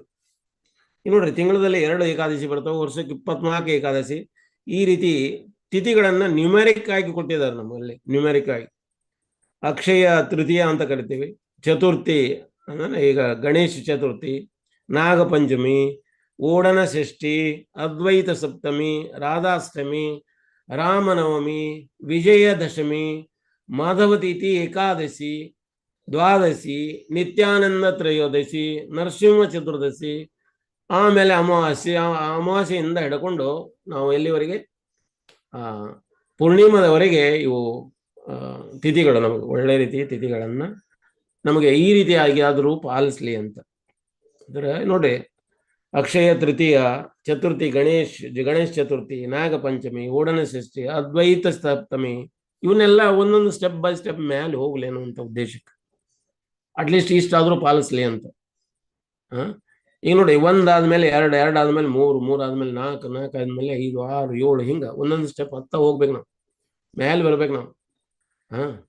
ರಾಮನವಮಿ, ವಿಜಯದಶಮಿ, ಮಾಧವತಿಥಿ ಏನಪ್ಪಾ ಅಂದ್ರೆ ಮಾಧವತಿಥಿ ಏಕಾದಶಿ, ದ್ವಾದಶಿ, ನಿತ್ಯಾನಂದ ತ್ರಯೋದಶಿ, ಆಮೇಲೆ ನರಸಿಂಹ ಚತುರ್ದಶಿ, ಅಮಾವಾಸ್ಯೆಯಿಂದ ಪೂರ್ಣಿಮಾವರೆಗೆ ನಮಗೆ ಈ ರೀತಿ ಏಕಾದಶಿಗಳನ್ನು ಪಾಲಿಸ್ಲಿಕ್ಕೆ ನಮಗೆ ಅವಕಾಶ ಮಾಡಿಕೊಟ್ಟಿದ್ದಾರೆ. ಈಗ 1, 2, 3, 4, 5, 6, 7, 8, 9, 10. 10 ಅಂದ್ರೆ ದಶಮಿ, 11ನೇದೇ ಏಕಾದಶಿ, ದಶ ಅಂದ್ರೆ 10, 10, 1, 11, ದಶ ಏಕಾದಶ ಅಂದ್ರೆ ಏಕಾದಶಿ, ಈ ರೀತಿ ಕರೆಯುವಂಥ ಒಂದು ವಾಡಿಕೆ. 10ರಿಂದ 11ನೇ ದಿನ ಫುಲ್ ಮೂನ್ ಅಂದ್ರೆ ಪೂರ್ಣಚಂದ್ರ ಇರ್ತಾನೆ. ಹಿಂಗ ನಾವಂದ್ರೆ ಅಮಾವಾಸ್ಯೆಯಿಂದ ಅಪ್ ಟು ಪೂರ್ಣಿಮಾವರೆಗೆ ಏನಿರ್ತದಲ್ಲ, ನಡುವಿನ ದಿನದಲ್ಲಿ ಏಕಾದಶಿ ಬರ್ತದೆ. ಅವತ್ತಿನ ದಿನ ನಾವೇನ್ ಮಾಡ್ಬೇಕು, ಏಕಾದಶಿ ದಿನ ಈಗ ಧಾನ್ಯಗಳನ್ನು ತಿನ್ನುವಂಗಿಲ್ಲ. ನಮ್ಮ ಗೌಡಿ ಪರಂಪರೆದೊಳಗೆ ಬರುವಂಥ ರೀತಿ ಒಳಗೆ ನಾವು ಈಗ ಯಾವ ಧಾನ್ಯಗಳನ್ನು ತಿನ್ನುವಂಗಿಲ್ಲ. ಅವತ್ತು ಗೋಧಿ ತಿನ್ನುವಂಗಿಲ್ಲ, ಅಕ್ಕಿ ತಿನ್ನುವಂಗಿಲ್ಲ. ಈಗ ಏನು ನಾವು ಪ್ರತಿದಿನ ತಿನ್ನುವಂಥ ಆಹಾರಗಳೇನದಲ್ಲ ಅವನ್ನ ತಿನ್ನುವಂಗಿಲ್ಲ. ತಿನ್ನುವಂಥ ಆಹಾರಗಳೇನಪ್ಪ, ನಾವು ತಿನ್ನದೇ ಇರೋದು ಒಳ್ಳೇದು, ಫುಲ್ ಉಪವಾಸ ಇರೋದು ಒಳ್ಳೇದು. ಆದ್ರೂ ನಮ್ಗೆ ತಡ್ಕೊಳ್ಲಿಕ್ಕೆ ಆಗೋದಿಲ್ಲಪ್ಪ, ಏನು ಮಾಡಬೇಕು, ಅಟ್ಲೀಸ್ಟ್ ನೀರು ಕುಡ್ದಿರ್ರಿ ಅಂತ. ನೀರು ಕುಡ್ದಿರ್ಲಿಕ್ಕೆ ಆಗೋದಿಲ್ಲ, ಆಯ್ತಾ. ಜ್ಯೂಸ್ ಕುಡ್ದಿರ್ರಿ, ಅದು ಕುಡ್ದಿರ್ಲಿಕ್ಕೆ ಆಗೋದಿಲ್ಲ. ಹಾಲು ಕುಡೀರಿ, ಇಲ್ಲ ಅದು ಕೂಡ ಆಗೋಲ್ಲ. ಅದಕ್ಕೆ ಗಡ್ಡೆ ಗೆಣಸುಗಳು ಅಥವಾ ಹಣ್ಣುಗಳನ್ನು ತಿಂದಿರ್ರಿ ಅಂತ, ಅದು ಆಗುದಿಲ್ಲ ಅಂತ ಅಂದಮೇಲೆ ಅದಕ್ಕೆ ವರಾಯಿ ಅಕ್ಕಿ ಅಂತ. ವರಾಯಿ ಅಂತಂದ್ರೆ ಈಗ ವರಾಯಿ ಅಂದ್ರೆ ಶಾಮಕ್ಕಿ ಅಂತ ಕರೀತಾರೆ. ಈ ರೀತಿ ಒಂದು ಮಿಲೆಟ್, ಅದು ಮಿಲೆಟ್ ಅಂದ್ರೆ ಸಿರಿಧಾನ್ಯ ಅಥವಾ ಕಿರುಧಾನ್ಯ. ಆ ಕಿರುಧಾನ್ಯದಿಂದ ಮಾಡಿರುವಂಥ ಕಿಚಡಿ ಅಥವಾ ಅದರಿಂದ ಮಾಡಿರುವಂಥ ಸ್ವೀಟು ತಗೊಳ್ಬಹುದು ಅಂತ. ಇಲ್ಲ ಈಗ ಇವು ಏನು ಮಾಡ್ತೇವೆ, ಕಿಚಡಿ ಮಾಡ್ತೇವೆ, ಸಾಬಕ್ಕಿ ಕಿಚಡಿ ಅಂತ ಏನು ಹೇಳ್ತೇವೆ. ಸಾಬಕ್ಕಿ ಅಂದ್ರೆ ಸಾಬುದಾನ ಏನಪ್ಪ ಅದು? ಸಾಬುದಾನ ಆ್ಯಕ್ಚುಲಿ ಏನು, ಒಂದು ರೂಟ್ ಅಂದ್ರೆ ಅದದು ಗಡ್ಡೆ. ಆ ಗಡ್ಡೆಯನ್ನು ಬಾಯ್ಲ್ ಮಾಡಿ ಅದರ ರಸ ತೆಗೆದು ಆ ರೀತಿ ಆಕೃತಿ ಒಳಗೆ ಅಂದ್ರೆ ಈಗ ದುಂಡಾಗಿ ಇರುವಂಥವು ಸಾಬಕ್ಕಿಗಳನ್ನ ತಯಾರು ಮಾಡ್ತಾರೆ ಅಥವಾ ಸಾಬುದಾನಗಳನ್ನ ತಯಾರು ಮಾಡ್ತಾರೆ. ಅವನ್ನ ಏಕಾದಶಿ ದಿನ ಉಪಯೋಗ ಮಾಡಲಿಕ್ಕೆ ಕೊಡ್ತಾರೆ, ಉಪಯೋಗ ಮಾಡ್ಬೋದು ಅವನು. ಅದರಿಂದ ನಮಗೆ ಈ ಪಾಪಗಳು ಹತ್ತುದಿಲ್ಲ. ಏಕಾದಶಿ ಕೇಳ್ತಾಳೆ, ಯಾರು ಇವತ್ತು ದಿನ ಏಕಾದಶಿಯನ್ನು ಪಾಲಿಸೋದಿಲ್ಲ, ಆ ಏಕಾದಶಿ ಪಾಲಿಸದ ಇರುವಾಗ ಏನು ಪಾಪ ಪುರುಷ ಏನದನಲ್ಲ ಅವನಿಗಿರ್ಲಿಕ್ಕೆ ಅವಕಾಶ ಬೇಕಲ್ಲ. ಭಗವಾನ್ ಏನ್ ಮಾಡಿದ್ರು, ಒಂದಿನ ನರಕ ಲೋಕ ಯಮಪುರಿ ಮೇಲೆ ಹಾಸಿ ಹೋಗ್ತಾ ಇದ್ರು. ಅಲ್ಲಿ ನೋಡಿದ್ರೆ ಯಮಪುರಿ ಒಳಗೆ ಅಂದ್ರೆ ನರಕ ಲೋಕದೊಳಗೆ ಎಷ್ಟೊಂದು ಜನ ತುಂಬಿ ತುಳುಕ್ತಾ ಇತ್ತು. ನರಕ ಅನುಭವಿಸ್ತಾ ಇದ್ರು, ಎಲ್ಲರೂ ಕೂಗ್ತಾ ಇದ್ರು, ಕಾಪಾಡಿ ಕಾಪಾಡಿ, ರಕ್ಷಿಸಿ. ಭಗವಾನ್ ಹೋಗ್ತಿದ್ರು. ಭಗವಾನ ಹೃದಯ ಏಕ್ದಮ್ ಕರುಣಾ ಹೃದಯ ಅವ್ರಿಗೆ. ಅಯ್ಯೋ, ಇದು ಇಷ್ಟೊಂದು ಆರ್ತನಾದ ಎಲ್ಲಿಂದ ಬರ್ತತಿ, ಯಾಕೆ ಬರ್ತತಿ, ಏನಾಗಿದೆ ಅಂತ ಯಮರಾಜನ್ ಕೇಳ್ತಾರೆ. ಇದೆಲ್ಲ ಯಾಕೆ ಇಷ್ಟೊಂದು ನರಕ, ಯಾಕೆ ಜನ ಇಷ್ಟೊಂದು ಕೂಗ್ತಾ ಇದ್ದಾರೆ ಅಂತ. ಭಗವಾನ್, ನೀವೇ ನಿಮ್ಮದೇ ಸಾಮ್ರಾಜ್ಯದಲ್ಲಿ ನೀವೇ ಮಾಡಿರುವಂತ ಶಿಕ್ಷೆ ಕೊಡುವಂತ ಈ ಲೋಕ, ಆ ಲೋಕದ ಒಡೆಯನ್ನು ನನ್ನನ್ನಾಗಿ ನೇಮಿಸಿದರೆ ನಿಮಗೆಲ್ಲ ಗೊತ್ತು. ಆದ್ರೂ ಕೂಡ ನನ್ನನ್ನು ಕೇಳ್ತಾ ಇದ್ದೀರಿ, ನಾನು ಹೇಳಲೇಬೇಕಾಗ್ತದೆ. ಭಗವಾನ್ ಇವರೆಲ್ಲ ತಪ್ಪು ಮಾಡಿರೋದ್ರಿಂದ ಇವರು ಶಿಕ್ಷೆ ಅನುಭವಿಸ್ತಾ ಇದ್ದಾರೆ. ಅದಕ್ಕೆ ಭಗವಾನ್ ಹೇಳ್ತಾರೆ, ಇದಕ್ಕೆ ಏನಾದರೂ ಒಂದು ಸೊಲ್ಯೂಷನ್ ತೆಗಿಬೇಕು ಅಂತ. ಅವಾಗ ಏಕಾದಶಿ ಅದಕ್ಕೆ ಯಮಲೋಕದಿಂದ ಹೊರಗಡೆ ಬರಬೇಕಾದ್ರೆ ಏಕಾದಶಿ ದೇವಿ ಏನದರಲ್ಲ ಅವರಿಂದ ಇದು ಸಾಧ್ಯ ಅಂತ ಪರಮಾತ್ಮ ಹೇಳ್ತಾರೆ. ಅವಾಗ ಈ ಪಾಪ ಪುರುಷ ಅನ್ನುವಂಥವ್ರು ಏನು ಪಾಪ ಅನ್ನುವಂಥದ್ದು ಏನೈತಲ್ಲ ಅದು ನನಗಿರ್ಲಿಕ್ಕೆ ಇವು ಎಲ್ಲ ಗ್ರೇನ್ಸ್ನಲ್ಲಿ ಇರ್ಲಿಕ್ಕೆ ನನಗೆ ಅವಕಾಶ ಕೊಟ್ಟಿದ್ರಿ. ಮತ್ತೆ ಈಗ ಅವನ್ನ ತಿಂದ ಇದ್ರೆ ಮತ್ತೆ ನಾ ಇರೋದೆಲ್ಲೇ ಅಂತ, ತಿಂದ ಇದ್ರೆ ನಾ ಇರೋದೆಲ್ಲೇ ಅಂತ. ಯಾರು ತಿಂತಾರೆ ಅವ್ರು ಅದರಲ್ಲಿ ಇರ್ರಿ ಅಂತ, ಅಂದ್ರೆ ಯಾರು ಏಕಾದಶಿಯನ್ನು ಪಾಲಿಸುವುದಲ್ಲ ಅದರಲ್ಲಿ ಇರ್ರಿ ಅಂತ. ಒಂದೇ ದಿನ ಅದು ಮಾತ್ರ ಏಕಾದಶಿಯಲ್ಲಿ ಇರುವಂತದ್ದು ಇರ್ಲಿಕ್ಕೆ, ಅಂದ್ರೆ ಯಾರು ಏಕಾದಶಿ ಪಾಲಿಸುವುದಲ್ಲ ಅವತ್ತು ಯಾರು ಧಾನ್ಯಗಳನ್ನು ತಿಂತಾರ ಆ ಧಾನ್ಯದಲ್ಲಿ ಪಾಪ ಪುರುಷ ಇರುತ್ತಾನೆ. ಯಾರು ಅದನ್ನು ಪಾಲಿಸುವುದಿಲ್ಲ ಅವನು ಎಲ್ಲವೂ ಪಾಪಗಳು ಅವರು ಭೋಗಿಸ್ಬೇಕಾಗ್ತದೆ ಅಂತ. ನೋಡಿ, ಪಾಲಿಸೋದ ಒಳ್ಳೇದು ಅಥವಾ ಪಾಲಿಸ್ತಾ ಇದ್ರೆ ಒಳ್ಳೇದು. ನೋಡಿ, ಒಂದು ಉಪವಾಸ ಮಾಡಲಿಕ್ಕೆ ಏನಾಗ್ತದೆ, ನಮ್ಮ ಶರೀರ ಕೂಡ ಉಪವಾಸ ಬೇಕು. ವಿಜ್ಞಾನಿಗಳು ಕಂಡು ಹಿಡಿದಿದ್ದಾರೆ, ಈಗ ಕಂಡು ಹಿಡಿದಿದ್ದಾರೆ. ಏನಂತ ಕಂಡು ಹಿಡಿದಾರೆ, 15 ದಿನಕ್ಕೊಮ್ಮೆ ಉಪವಾಸ ಮಾಡೋದ್ರಿಂದ ನಮ್ಮ DNA ಒಳಗಿರುವಂತ 2 ಸರ್ಕಲ್ ಅದು, ಆ ಸರ್ಕಲ್ ಏನದವಲ್ಲ ಅದು ದೊಡ್ಡದು ಆಗೋದಿಲ್ಲ ಸಣ್ಣದು ಆಗೋದಿಲ್ಲ. ಸಣ್ಣದಾಗೋದ್ರಿಂದ ನಮ್ಮ ಆಯುಷ್ ಕಮ್ಮಿ ಆಗ್ತದೆ, ದೊಡ್ಡದಾಗೋದ್ರಿಂದನೂ ನಮ್ಮ ಆಯುಷ್ ಕಮ್ಮಿ ಆಗ್ತದೆ ಅಂತ. ಅದು ಯಥಾಸ್ಥಿತಿ ಒಳಗೆ ಇಡಬೇಕಾದ್ರೆ 15 ದಿನಕ್ಕೊಮ್ಮೆ ಉಪವಾಸ ಮಾಡಬೇಕು. ಅಂದ್ರೆ ನಾವು 4 ದಿನಕ್ಕೊಮ್ಮೆ ಉಪವಾಸ ಮಾಡಿದ್ವಿ, 5 ದಿನಕ್ಕೊಮ್ಮೆ ಉಪವಾಸ ಮಾಡಿದ್ವಿ, ವಾರಕ್ಕೊಮ್ಮೆ ಉಪವಾಸ ಮಾಡಿದ್ವಿ. ಅವು ಅದರಿಂದ ಏನೈತಿ, ಆ DNA ಒಳಗಿರುವಂತಹ ಸರ್ಕಲ್ ಏನೈತಲ್ಲ ಅದು ದೊಡ್ಡದಾಗ್ತತಿ ಇಲ್ಲ ಸಣ್ಣದಾಗ್ತದೆ ಅಂತ. ಅದನ್ನ DNA ಒಳಗೆ 2 ಸರ್ಕಲ್ ಇದಾವಂತ ಹೇಳ್ಬಿಟ್ಟು ಕಂಡು ಹಿಡಿದ ವಿಜ್ಞಾನಿಗೆ ನೊಬೆಲ್ ಅವಾರ್ಡ್ ಕೊಟ್ರು. ಇದು ಸಣ್ಣದು ದೊಡ್ಡದಾಗ್ತದೆ ಅನ್ನೋದನ್ನ ಕಂಡು ಹಿಡಿದವನಿಗೂ ಕೂಡ ಒಂದು ನೊಬೆಲ್ ಅವಾರ್ಡ್ ಕೊಟ್ರು. ಆದ್ರ ಅದು ಒಂದೇ ರೀತಿ ಇರ್ತೈತಿ ಅನ್ನೋದಂಥದನ್ನ ಪ್ರೂವ್ ಮಾಡ್ಲಿಕ್ಕೆ ಆಲ್ರೆಡಿ ನಮ್ಮ ವೇದಗಳಲ್ಲಿ ಈ ಏಕಾದಶಿ ವ್ರತವನ್ನು ಪಾಲಿಸ್ಲಿಕ್ಕೆ ಹೇಳಿಕೊಟ್ರು. 15 ದಿನಕ್ಕೊಮ್ಮೆ ಉಪವಾಸ ಮಾಡ್ರಿ ಏಕಾದಶಿನ. ನಿಮ್ಮ DNA ಒಳಗಿರುವ 2 ಸರ್ಕಲ್ ಅದಾವಲ್ಲ ಅಥವಾ 2 ಗೆರೆಗಳು, ರೌಂಡ್ ಆಗಿರುವಂತ ಗೆರೆಗಳದಾವಲ್ಲ, ಅದು ದೊಡ್ಡದು ಆಗೋದಿಲ್ಲ ಸಣ್ಣದು ಆಗೋದಿಲ್ಲ ಅಂತ. ಅದರಿಂದ ಏನಾಗ್ತದೆ, ನಮ್ಮ ಆಯುಷು ಕಮ್ಮಿ ಆಗೋದಿಲ್ಲ ಅಂತ.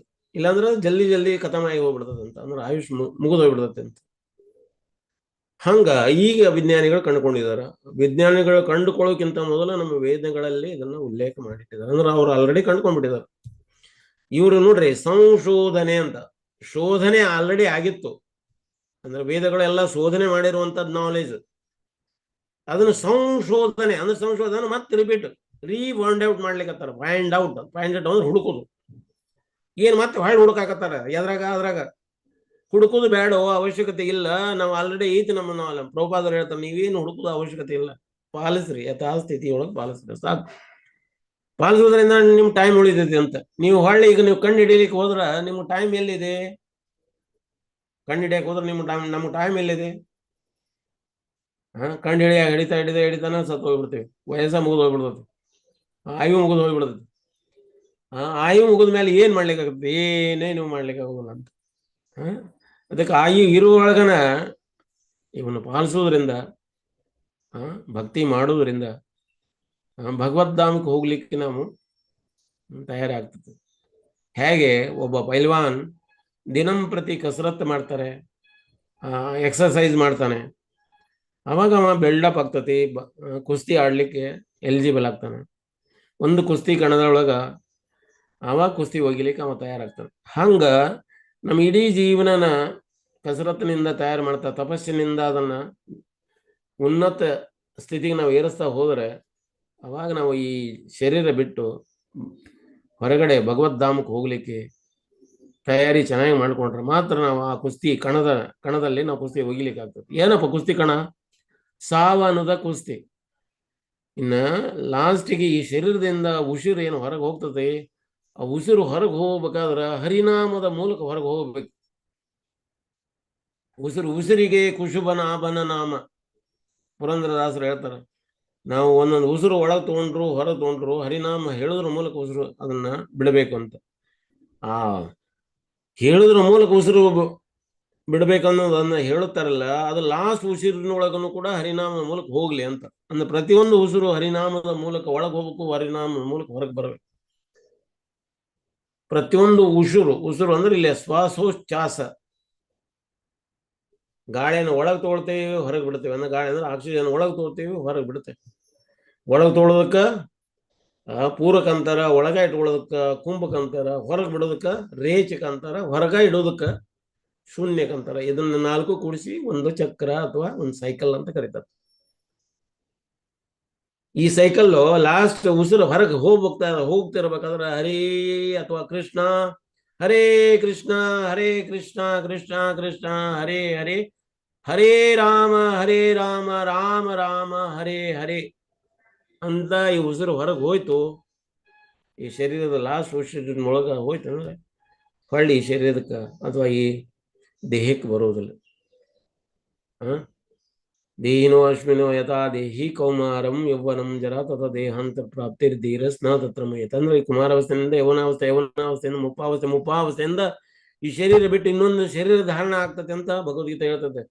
ಆ ಶರೀರ ಇನ್ನೊಂದು ಶರೀರ ಧಾರಣ ಮಾಡೋದು ಏನೈತಲ್ಲ, ಅದು ಕ್ರಿಯೆ ಏನೈತಲ್ಲ, ಧಾರಣ ಮಾಡೋದು ದೇಹಾಂತರ ಆಗೋದು ಐತಲ್ಲ, ಅದು ನಿಂತು ಹೋಗ್ತದೆ. ಇನ್ನೊಂದು ಶರೀರ ಎತ್ತೋ ಅವಶ್ಯಕತೆ ಇಲ್ಲ. ತ್ಯಕ್ತಾ ದೇಹಂ ಪುನರ್ಜನ್ಮ ನೈತಿ ಮಾಮೇತಿ ಸೋ ಅರ್ಜುನ. ಮತ್ತೊಂದು ಶರೀರ ಎತ್ತೋ ಅವಶ್ಯಕತೆ ಇಲ್ಲ. ಈ ಶರೀರ ಅಲ್ಲಿಗೆ ನಿಲ್ತತಿ. ಅಂದ್ರೆ ನಾವು ಶರೀರ ತಗೊಳ್ತಾ ಇದ್ದೀವಿ ಅಂತಂದ್ರೆ, ನಾವು ಹುಡ್ತಾ ಇದ್ದೀವಿ ಅಂದ್ರೆ ಸಾವು ಅನ್ನೋದು ಗ್ಯಾರಂಟಿ ಐತಿ. ಸಾವಿನ ನಡುವೆ ಇವು ಏನೋ ಮುಪ್ಪರಾಗ್ತವೆ, ಆಮೇಲೆ ನಮ್ಗೆ ರೋಗ ಬರ್ತಾವೆ. ಅಂದ್ರೆ ನಾವು ಜನ್ಮ ಅಂತ ತಗೊಂಡಿವಿ, ಈ 3 ಫ್ರೀ. ಏನೇನು ಫ್ರೀ? ಸಾವು ಅನ್ನೋದು ಖಚಿತ, ಅದರ ನಡುವೆ ಮುದುಕರಾಗ್ತೇವೆ, ಅದರ ನಡುವೆ ನಮಗೆ ರೋಗ ಬರ್ತಾವೆ. ಅಂದ್ರೆ ಇವೆಲ್ಲ ನಾವು ದುಃಖ ಅನುಭವಿಸ್ಲೇಬೇಕು ಅಂತ. ಯಾವಾಗ ಜನ್ಮ ಅನ್ನೋದನ್ನ ನಿಲ್ಲಿಸಿದ್ರಿ ಇವು 3 ಅನ್ನೋದು ನಿಂತು ಹೋಗ್ಬಿಡ್ತಾವೆ.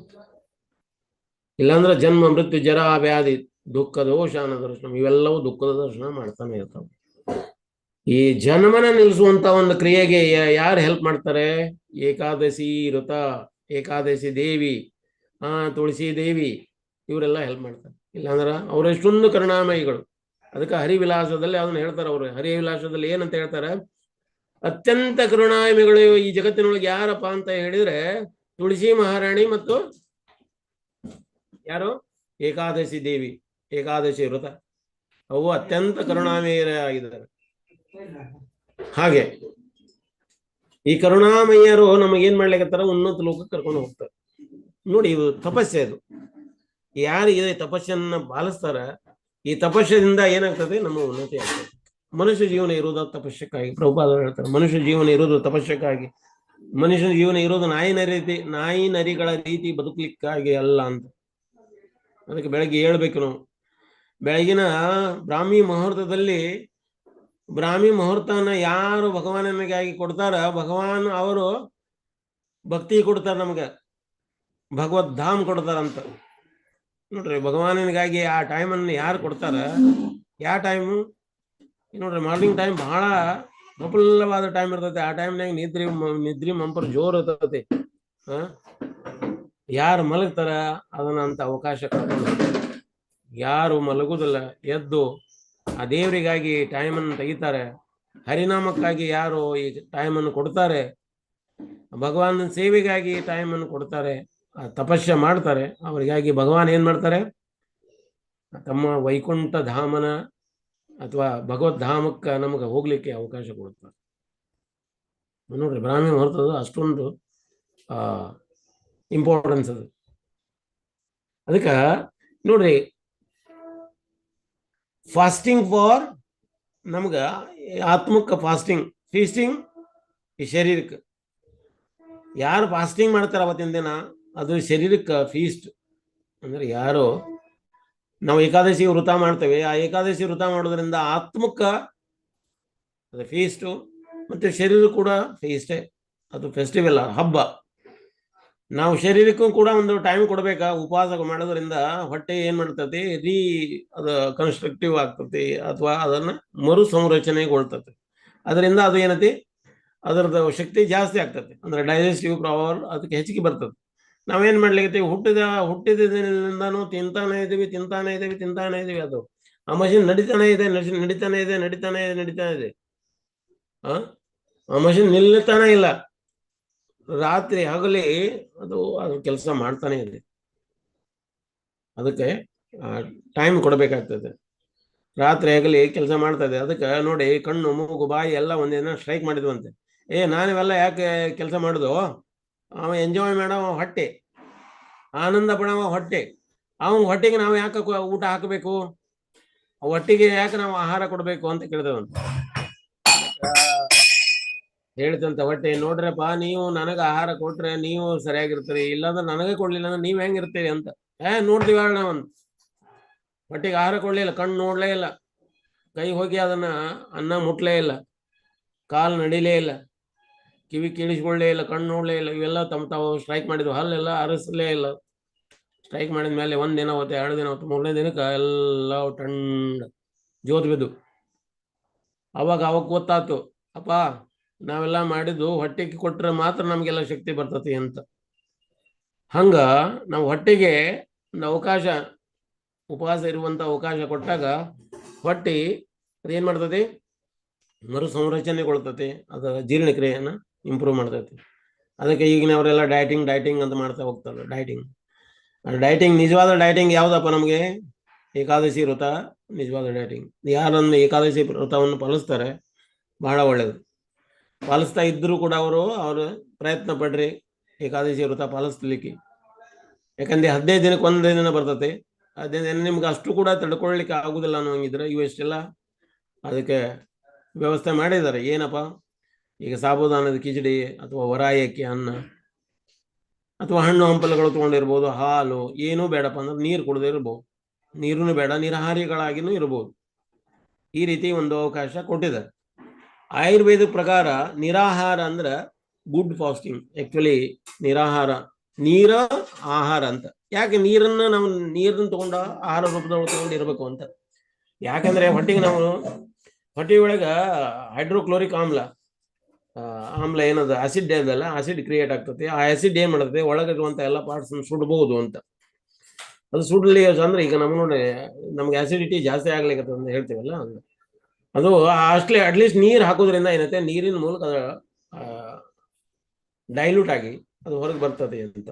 ನೀರು ಕುಡಿಯೋದ್ರಿಂದ ಈಗ ಆಸಿಡ್ ಪ್ರಮಾಣ ಜಾಸ್ತಿ ಆಗಿರ್ತದಲ್ಲ, ಅದೇನೈತಿ ನೀರಿನ ರೂಪದೊಳಗೆ ಹೊರಗೆ ಹೋಗ್ತದೆ ಅಂತ. ಹಿಂಗ ಏಕಾದಶಿ ವ್ರತವನ್ನ ನಾವು ಪಾಲಿಸ್ಬೇಕು ಅಂತ. ಈ ಏಕಾದಶಿ ವ್ರತಗಳ ಏನದವು ನಮ್ಮನ್ನ ಉನ್ನತ ಸ್ಥಿತಿಗೆ ಏರಿಸಿಕೊಂಡು ಹೋಗ್ತತಿ. ಈಗ ನೋಡ್ರಿ, ನೀರು ಕುಡಿಬೇಕಾದ್ರೂ ಗುಟುಕಾಗಿ ಕುಡಿಬೇಕು ಅಂತ. ಗುಟುಕಾಗಿ ಕುಡಿಬೇಕಂದ್ರೆ ಆ ಗುಟುಕಿನೊಳಗ ನಮ್ಮ ಲಾಲಾರಸ, ನಮ್ಮ ಜೀವಾರಸ ಏನೈತಲ್ಲ ಅದ್ರ ಸೇರಿಕೊಂಡು ಹೋಗೋದ್ರಿಂದ ಹೊಟ್ಟೆ ಒಳಗ ಆ ಕೆಮಿಕಲ್ ರಿಯಾಕ್ಷನ್ ಅಂದ್ರೆ ಈಗ ಆಸಿಡ್ ಕ್ರಿಯೇಟ್ ಆಗ್ತದಲ್ಲ, ಅದು ಕಮ್ಮಿ ಆಗ್ತೈತಿ. ಗುಬ್ಬಿ ಪಕ್ಷಿಗಳು ಏನ್ ಮಾಡ್ತಾವು, ನೀರನ್ನು ಕುಡಿದಾಗ ಒಂದು ಚೂಚದಲ್ಲಿ ಸ್ವಲ್ಪ ಕುಡಿದು ನಾವೇನ್ ಮಾಡ್ತೇವೆ, ನೀರನ್ನು ಗಂಟಲ ಮೇಲೆ ಹಾಕ್ಬಿಟ್ಟು ಗಟ ಗಟ ಗಟ ಗಟ ಅಂತ ಕುಡಿದ್ಬಿಡ್ತೇವೆ. ಹಾಕಿ ಕುಡಿಬಾರ್ದು ಅಂತ. ನೀರನ್ನು ಒಮ್ಮಿಗೆ ಕುಡಿಯೋಂಗಿಲ್ಲ, ಸ್ವಲ್ಪ ಸೀಪ್ಕೊಂಡು ಕುಡಿಬೇಕಂದ್ರೆ ನೀರನ್ನ ಸೀಪ್ಕೊಂಡು ಕುಡಿಯೋದಂದ್ರೆ ಅದನ್ನ ನಾಲಿಗೆ ಒಂದು ಜೀವಾರಸ ಏನೈತಲ್ಲ ಅದು ಹೊಟ್ಟೆ ಒಳಗೆ ಹೋಗ್ಲಿ ಅಂತ. ಹಿಂಗ ನಮ್ಮ ಏಕಾದಶಿ ವ್ರತಗಳನ್ನ ನಾವು ಪಾಲಿಸ್ಬೇಕು. ದ್ವಾದಶಿಯ ದಿನ ನಾವು ಆ ಏಕಾದಶಿಯನ್ನು ಬಿಟ್ಟು ಅಂದ್ರೆ ಆ ಏಕಾದಶಿಯ ಪ್ರತಿಫಲ ಏನೈತಲ್ಲ ಅದನ್ನ ನಮ್ಮ ಪೂರ್ವಜರಿಗೆ ಅರ್ಪಣೆ ಮಾಡಬೇಕು ಅಂತ. ಆ ಪೂರ್ವಜರಿಗೆ ಅರ್ಪಣೆ ಮಾಡೋದ್ರಿಂದ ಆ ಪ್ರತಿಫಲದ ರೂಪದಿಂದ ಅವ್ರು ಏನ್ ಮಾಡ್ತಾರೆ, ನರಕದ ಒಂದು ಸ್ಥಿತಿಯಿಂದ ಅವರು ಅದೋ ಲೋಕದ ನರಕದ ಸ್ಥಿತಿಯಿಂದ ಅವರು ಊರ್ಧ್ವ ಲೋಕದ ಸ್ಥಿತಿಗಳಿಗೆ ಹೋಗ್ಲಿಕ್ಕೆ ಶುರುವಾಗ್ತದಂತ. ಈಗ ನೋಡ್ರಿ, ಪುತ್ರಶ್ಯ ಪುನರ್ನರಕತ್ರಾಯತೆ ಅಂತ ಒಂದು ಶ್ಲೋಕ ಬರ್ತದ. ಪುತ್ರ ಮತ್ತು ಮೂತ್ರ ಎರಡೂ ಒಂದ ಜಾಗದಿಂದ ಬರ್ತಾವ. ಪುತ್ರ ಮತ್ತು ಮೂತ್ರ ಒಂದ ಜಾಗದಿಂದ ಬರ್ತದ. ನಾವೆಲ್ಲಿ ಮೂತ್ರ ಒಳ್ಳೇದು ಅಂತ ಹೇಳ್ಬಿಟ್ಟು ಒಂದು ಗಡಿಗೆ ಹಾಕಿ ಸ್ಟಾಕ್ ಮಾಡಿ ಇಡ್ತೇವೆ. ಇಲ್ಲ, ಮೂತ್ರ ನಾವೇನ್ ಮಾಡ್ತೇವೆ, ಮೂತ್ರ ಮಾಡಿದ ಮೇಲೆ ಅದು ಹೊಳ್ಳೆ ಹಾಕಿ ನೋಡುದಿಲ್ಲ, ಮೂತ್ರ ಪಾಲ್ತು ಹೋತು ಅಂತ. ಹಂಗ ಅಗರ ಪುತ್ರ ಆದವ ಅವರ ಪೂರ್ವಜರನ್ನ ಮುಕ್ತಗೊಳಿಸ್ಲಿಕ್ಕೆ ಏನೂ ಸೇವಾ ಮಾಡ್ಲಿಲ್ಲ ಅಥವಾ ಏನೂ ತಪಸ್ಸೆ ಮಾಡ್ಲಿಲ್ಲ ಅಂತಂದ್ರೆ ಹೆಂಗ ಮೂತ್ರ ಪಾಲ್ತು ಹೋತು ಹಂಗ ಪುತ್ರನೂ ಪಾಲ್ತು ಹೋಗ್ತಾರಂತ. ಅಂದ್ರೆ ನಾವು ಮಕ್ಕಳಾಗಿ ಏನೂ ಉಪಯೋಗ ಇಲ್ಲ ಅಂತ. ನಾವು ಕೂಡ ಪಾಲ್ತು ಆಗಿಬಿಡ್ತೇವೆ. ಪಾಲ್ತು ಅಂತಂದ್ರೆ ಇಲ್ಲಿ ಹೇಳೋ ಉದ್ದೇಶ ಪಾಲ್ತು ಅಂದ್ರೆ ಎಲ್ಲ ವೇಸ್ಟ್ ಅಂತ, ವೇಸ್ಟ್ ಆಗಿಬಿಡ್ತೇವೆ, ಕಸ ಆಗಿಬಿಡ್ತೇವೆ ಅಂತ. ಅದಕ್ಕೆ ನಾವು ಹುಟ್ಟಿರೋ ಉದ್ದೇಶ ನಮ್ಮ ಪೂರ್ವಜರನ್ನು ಮುಕ್ತ ಮಾಡೋದು ಉದ್ದೇಶ. ಅದರ ಜೊತೆಗೆ ನಾವು ಮುಕ್ತರಾಗಿ ಹೋಗುದು. ಈ ತಪಸ್ಸುಗಳನ್ನು ಅದಕ್ಕೆ ನಾವು ಪಾಲಿಸ್ಬೇಕು. ಅದಕ್ಕೆ ಪ್ರಭುಪಾದವರಿಂದ ವ್ಯವಸ್ಥಿತವಾಗಿ ಒಂದು ಸಂಸ್ಥೆಯನ್ನ ಕಟ್ಟಿದ್ರು, ವ್ಯವಸ್ಥೆ ಮಾಡಿದರು. ಪ್ರತಿಯೊಂದು ನಗರಗಳಲ್ಲಿ, ಸಿಟಿಗಳಲ್ಲಿ ಇಸ್ಕಾನ್ ಸೆಂಟರ್ಸ್, ಟೆಂಪಲ್ಸ್, ಸತ್ಸಂಗ ನಡೆಯುವಂಥ ವ್ಯವಸ್ಥೆ ಮಾಡಿದರು. ಪ್ರತಿದಿನ ನಾವು ತಪಸ್ಸೆ ಮಾಡ್ಲಿಕ್ಕೂ ಅನುಕೂಲ ಆಗಿರ್ಬೇಕು, ಹರಿನಾಮ ಮಾಡ್ಲಿಕ್ಕೂ ಅನುಕೂಲರಾಗಿರ್ಬೇಕು, ಮತ್ತು ಫೆಸ್ಟಿವಲ್ ಫೀಸ್ಟ್ ಕೂಡ ಅನುಕೂಲ ಆಗ್ಬೇಕು. ಆ ರೀತಿ ಪ್ರಭುಪಾದವರೊಂದು ವೈಕುಂಠನ ನರಕ ಲೋಕಗಳಲ್ಲಿ ವೈಕುಂಠಗಳನ್ನು ಸೃಷ್ಟಿ ಮಾಡಿದರು. ಪ್ರಭುಪಾದವರು ಹೇಳ್ತಾರೆ, ನಮ್ಮ ಇವು ಎಲ್ಲ ಇಸ್ಕಾನ್ ಸೆಂಟರ್ಸ್ ಅಥವಾ ಇಸ್ಕಾನ್ ಟೆಂಪಲ್ಸ್ ಅದಾವಲ್ಲ, ಅವೆಲ್ಲ ವೈಕುಂಠಗಳು ಅಂತ. ಮತ್ತೆ ಆಂಬುಲೆನ್ಸ್ ಇದ್ದಂಗ ಅಂತ. ಆಂಬುಲೆನ್ಸ್ ಯಾಕೆ ಫಾಸ್ಟ್ ಆಗಿ ಹೋಗ್ತದೆ? ಆಂಬುಲೆನ್ಸ್ ಫಾಸ್ಟ್ ಆಗಿ ಹೋಗ್ಬೇಕಾದ್ರೆ ಎಲ್ಲ ಸೈಡ್ ಸರಿತಾವೆ, ಗಾಡಿ ಎಲ್ಲ ಸೈಡ್ ಸರಿಸ್ತಾರೆ, ಅದು ಹೋಗ್ಲಿಕ್ಕೆ ಅವಕಾಶ ಮಾಡಿಕೊಡ್ತಾರೆ. ಯಾಕೆ ಫಾಸ್ಟ್ ಆಗಿ ಹೋಗ್ತಾರೆ? ಅದರೊಳಗೆ ಇರುವಂತ ಎಮರ್ಜೆನ್ಸಿ ಪೇಷಂಟ್ ಇದೆ, ಇಲ್ಲ ಒಂದ್ಸಲ ಅವ್ರಿಗೆ ಟೈಮ್ ಕೊಡ್ಲಿಲ್ಲ ಅಂದ್ರೆ ಅವನ ಪೇಷಂಟ್ ತೀರ್ ಹೋಗ್ತಾನೆ, ಸತ್ತು ಹೋಗ್ತಾನ, ಅಥವಾ ಏನು ಅವನ ಆಯುಷ್ ಮುಗಿದು ಹೋಗ್ಬಿಡ್ಬೋದು, ಅಥವಾ ಅವ್ನ ಟ್ರೀಟ್ಮೆಂಟ್ ಕೊಡೋಕ್ಕಿಂತ ಮೊದಲು ಅವನ ತೀರ್ ಹೋಗ್ಬೋದು. ಅದಕ್ಕೆ ಅವನು ಅವಕಾಶ ಕೊಡ್ರಿ ಅಂತ ಒಂದು ಕರುಣೆ ಅಲ್ವಾ? ಹಂಗ ಇಷ್ಟೊಂದು ಫಾಸ್ಟ್ ಆಗಿ ಆಂಬುಲೆನ್ಸ್ ಯಾಕೆ ಹೋಗ್ತದ ಅಂದ್ರೆ ಅದನ್ನು ಉಳಿಸ್ಲಿ ಅಂತ. ಹಂಗ ಇಷ್ಟೊಂದು ಫಾಸ್ಟ್ ಆಗಿ ಪ್ರಭುಪಾದವ್ರು ಇದನ್ನ ಹರಿನಾಮ ಕೊಡ್ಲಿ ಸಲುವಾಗಿ ಇವು ಅಲ್ಲಲ್ಲೇ ಆಂಬುಲೆನ್ಸ್ ಅನ್ನ ರೆಡಿ ಮಾಡಿ ಇಟ್ಟಿದ್ದಾರೆ ಪ್ರಭುಪಾದವ್ರು. ಅಂದ್ರೆ ಭಗವದ್ಧಾಮಕ್ಕೆ ಹೋಗ್ಬೇಕು ನಾವು ಟ್ರೀಟ್ಮೆಂಟ್. ಒಮ್ಮೆ ಒಬ್ಬರು ನಮ್ಮ ದೊಡ್ಡ ಭಕ್ತರು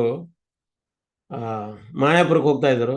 ಮಾಯಾಪುರಕ್ಕೆ ಹೋಗ್ಬೇಕಾದ್ರೆ ಜಪ ಮಾಡ್ತಾ ಇದ್ರು. ಅವರು ಜಪ ಮಾಡ್ತಾ ಇರ್ಬೇಕಾದ್ರೆ ಒಬ್ಬ ನಾನ್ ಡೇವಿಟಿ ಭಕ್ತರಲ್ಲ ಅವರು, ಅವ್ರ ಪಕ್ಕಕ್ಕೆ ಕೂತವ್ರು ಕೇಳಿದಾರೆ, ಪ್ರಭು ನಿಮಗೆ ಏನಾಗಿದೆ ಅಂತ. ಕೈ ಯಾಕೆ ಅದನ್ನು ಕಟ್ಕೊಂಡಿದ್ದಾರೆ? ಇಲ್ಲ ಆಕ್ಸಿಡೆಂಟ್ ಆಗೈತೆ ಅಂತ. ಹೌದಾ? ಓ, ಆಕ್ಸಿಡೆಂಟ್ ಆದ್ರೆ ಡೇಂಜರ್ ಅಂತ. ನೀವು ಒಳ್ಳೆ ಹಾಸ್ಪಿಟ್ಲಿಗೆ ಹೋಗ್ಬೇಕು ಅಂತ. ಹೌದು, ನಾವು ಹಾಸ್ಪಿಟ್ಲಿಗೆ ಹೋಗ್ತಾ ಇದ್ದೇವೆ. ಎಲ್ಲಿ? ಮಾಯಾಪುರ ಹಾಸ್ಪಿಟ್ಲಿಗೆ ಹೋಗ್ತಾ ಇದ್ದೇವೆ ಅಂತ. ಇನ್ನೊಮ್ಮೆ ಇನ್ನೊಬ್ರು ಕೇಳಿದ್ರಂತೆ, ಪ್ರಭು ಏನಾಗಿದೆ ನಿಮಗೆ? ಆ ರೀತಿ ಯಾಕೆ ನೀವು ಅಂದ್ರೆ ಜಪ ಮಾಡ್ಬೇಕಾದ್ರೆ ಈಗ ತೂಗ್ತಾ ಇದ್ದಾರಲ್ಲ, ನಾನ್ ಡೇವಿಟಿ ಭಕ್ತರಲ್ಲದವರು ಏನಾಗಿದೆ ನಿಮಗೆ, ಹಿಂಗ್ಯಾಕೆ ಮಾಡಿದಿರಿ? ಅವರು ಅನ್ನತೆ ಜಪ ಮಾಡ್ಬೇಕಾದ್ರೆ ಜಪಮಾಲನ ಹಿಂಗ ಹೃದಯಕ್ಕೆ ಹಿಡ್ಕೊಂಡಿದ್ರು. ಕೆಲವೊಬ್ರು ಭಕ್ತರು ಮಾಡ್ತಾರಲ್ಲ, ಜಪಮಾಲನ ನಮ್ಮ ಹೃದಯಕ್ಕೆ ಹತ್ತಿರ ಇಟ್ಕೊಂಡು ಜಪ ಮಾಡ್ಬೇಕಂತ. ಅಂದ್ರೆ ಅದನ್ನ ಹರಿನಾಮನ ಹೃದಯದಲ್ಲಿ ಇಳಿಲಿ ಅನ್ನುವಂಥ ಉದ್ದೇಶ. ನಾವು ಈ ಜಪಮಾಲನ ಹಿಂದ ಬೆನ್ನಿನ ಹಿಂದೆ ಇಟ್ಕೊಂಡು ಜಪ ಮಾಡೋದು ಸರಿಯಲ್ಲ. ನಮ್ಮ ಬೆನ್ನ ಹಿಂದ್ಗಡೆ ಇಟ್ಕೊಳ್ಬಾರ್ದು ಜಪಮಾಲ ನಮ್ಮ ಹೃದಯಕ್ಕೆ ಹತ್ತಿರ ಆಗಿರ್ಬೇಕು ಅಂತ. ಜಪಮಾಲ ನೋಡ್ರಿ, ಅವಾಗಿನ ಋಷಿ ಮುನಿಗಳಾಗ್ಲಿ ಅಥವಾ ನಮ್ಮ ಆಚಾರ್ಯರಾಗ್ಲಿ ಅವ್ರ ಮಾಲೆಯನ್ನು ಹೆಂಗೆ ಹಿಡ್ಕೊಂಡು ಜಪ ಮಾಡ್ತಾರೆ, ಹಿಂಗೆ ಜಪಮಾಲ ಹಿಡ್ಕೊಂಡು ಹೃದಯಕ್ಕೆ ಹತ್ತಿರ ಇರುವಂತ ರೀತಿ ಒಳಗೆ ಜಪ ಮಾಡ್ತಾರೆ. ಹಂಗ ಅವ್ರು ಹಿಡ್ಕೊಂಡು ಜಪ ಮಾಡ್ತಾ ಇರ್ಬೇಕಾದ್ರೆ ಅವ್ರು ಕೇಳಿದಂತೆ, ಏನಾಗಿದೆ ನಿಮಗೆ ಅಂತ. ಇಲ್ಲ, ಹಾರ್ಟ್ ಪ್ರಾಬ್ಲಮ್. ಅಯ್ಯೋ ದೊಡ್ಡ ರೋಗ ಇದು, ಹಾರ್ಟ್ ಪ್ರಾಬ್ಲಮ್. ಎಲ್ಲಾರು ಹೋಗಿ ನೀವು ಟ್ರೀಟ್ಮೆಂಟ್ ಮಾಡ್ಬೇಕು. ಹೌದು, ನಾವು ಟ್ರೀಟ್ಮೆಂಟ್ ಮಾಡ್ಕೊಳ್ಳಕ್ಕೆ ಹೋಗ್ತಾ ಇದೀವಿ. ಎಲ್ಲಿ ಹೋಗ್ತಾ ಇದ್ದೀರಿ? ಮಾಯಾಪುರಕ್ಕೆ ಹೋಗ್ತಾ ಇದೀವಿ ಅಂತ. ಅವರ ಆ ರೀತಿ ಹೇಳಿದ್ರು, ಅವ್ರಿಗೆ ಗೊತ್ತಾಗೋದಿಲ್ಲ ಅಂತ ಹೇಳ್ಬಿಟ್ಟು. ಇನ್ನೊಬ್ರು ಭಕ್ತರು ಕೇಳಿದ್ರಂತೆ, ಏನಿದೆ ಕೈಗೆ, ಏನಾಗಿದೆ ಅಂತ. ಅವ್ರಿಗೆ ಏನು ಹೇಳೋದು ಇನ್ನು? ಅದಕ್ಕೆ ಅವ್ರು ತೆಗೆದು ಹಿಂಗ ಬೀಳ್ಬ್ಯಾಗ್ನಾಗಿದ್ದ ಕೈ ತೆಗೆದು ಮಾಲ ಹಿಂಗೆ ತೋರಿಸಿ ಕೈ ಹಾಕಿ ಮತ್ತೆ ಜಪ ಮಾಡ್ಲಿಕ್ಕೆ. ಹಂಗ ನಮ್ಗೆ ಹೃದಯಕ್ಕೆ ಈಗ ಕರೆ ಅವ್ರು ಕೇಳಿದ್ದು ಹಂಗೆ ಇದೆ, ಏನಾಗಿದೆ ನಿಮ್ಮ ಹೃದಯಕ್ಕೆ ಅಂತ. ಅಂದ್ರೆ ನಮ್ಮ ಹೃದಯದ ಪ್ರಾಬ್ಲಮ್ ಇದೆ. ಈ ಹೃದಯಕ್ಕೆ ಆಪರೇಷನ್ ಮಾಡಿಸ್ಬೇಕು ನಾವು. ಆಪರೇಷನ್ ಏನಪ್ಪ? ಹರಿನಾಮದ ಮೂಲಕ ಆಪರೇಷನ್ ಮಾಡೋದು. ಈ ಆಪರೇಷನ್ ಮಾಡೋದು ಅದೇನೈತಲ್ಲ, ಹರಿನಾಮ ಏನೈತಲ್ಲ ಅದು ಒಳಗೆ ಆಪರೇಷನ್ ಮಾಡ್ತದೆ. ಚೇತೋ ದರ್ಪಣ ಮಾರ್ಜನಂ ಬಹುಮಹಾ ದಾವಾಗ್ನಿ ನಿರ್ವಾಪಣಂ.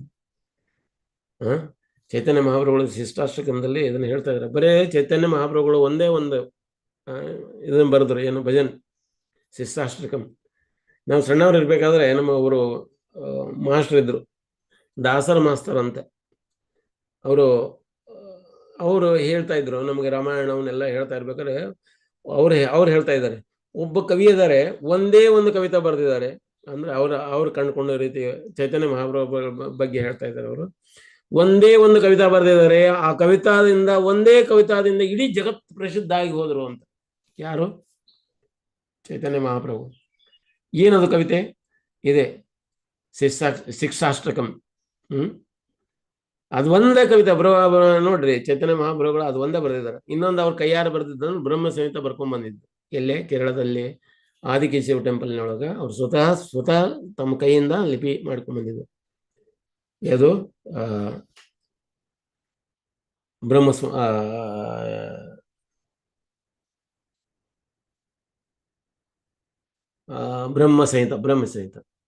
ಸಂಹಿತೆಯನ್ನ ಅವರು ಲಿಪಿ ಮಾಡ್ಕೊಂಡ್ಬಂದ್ರು.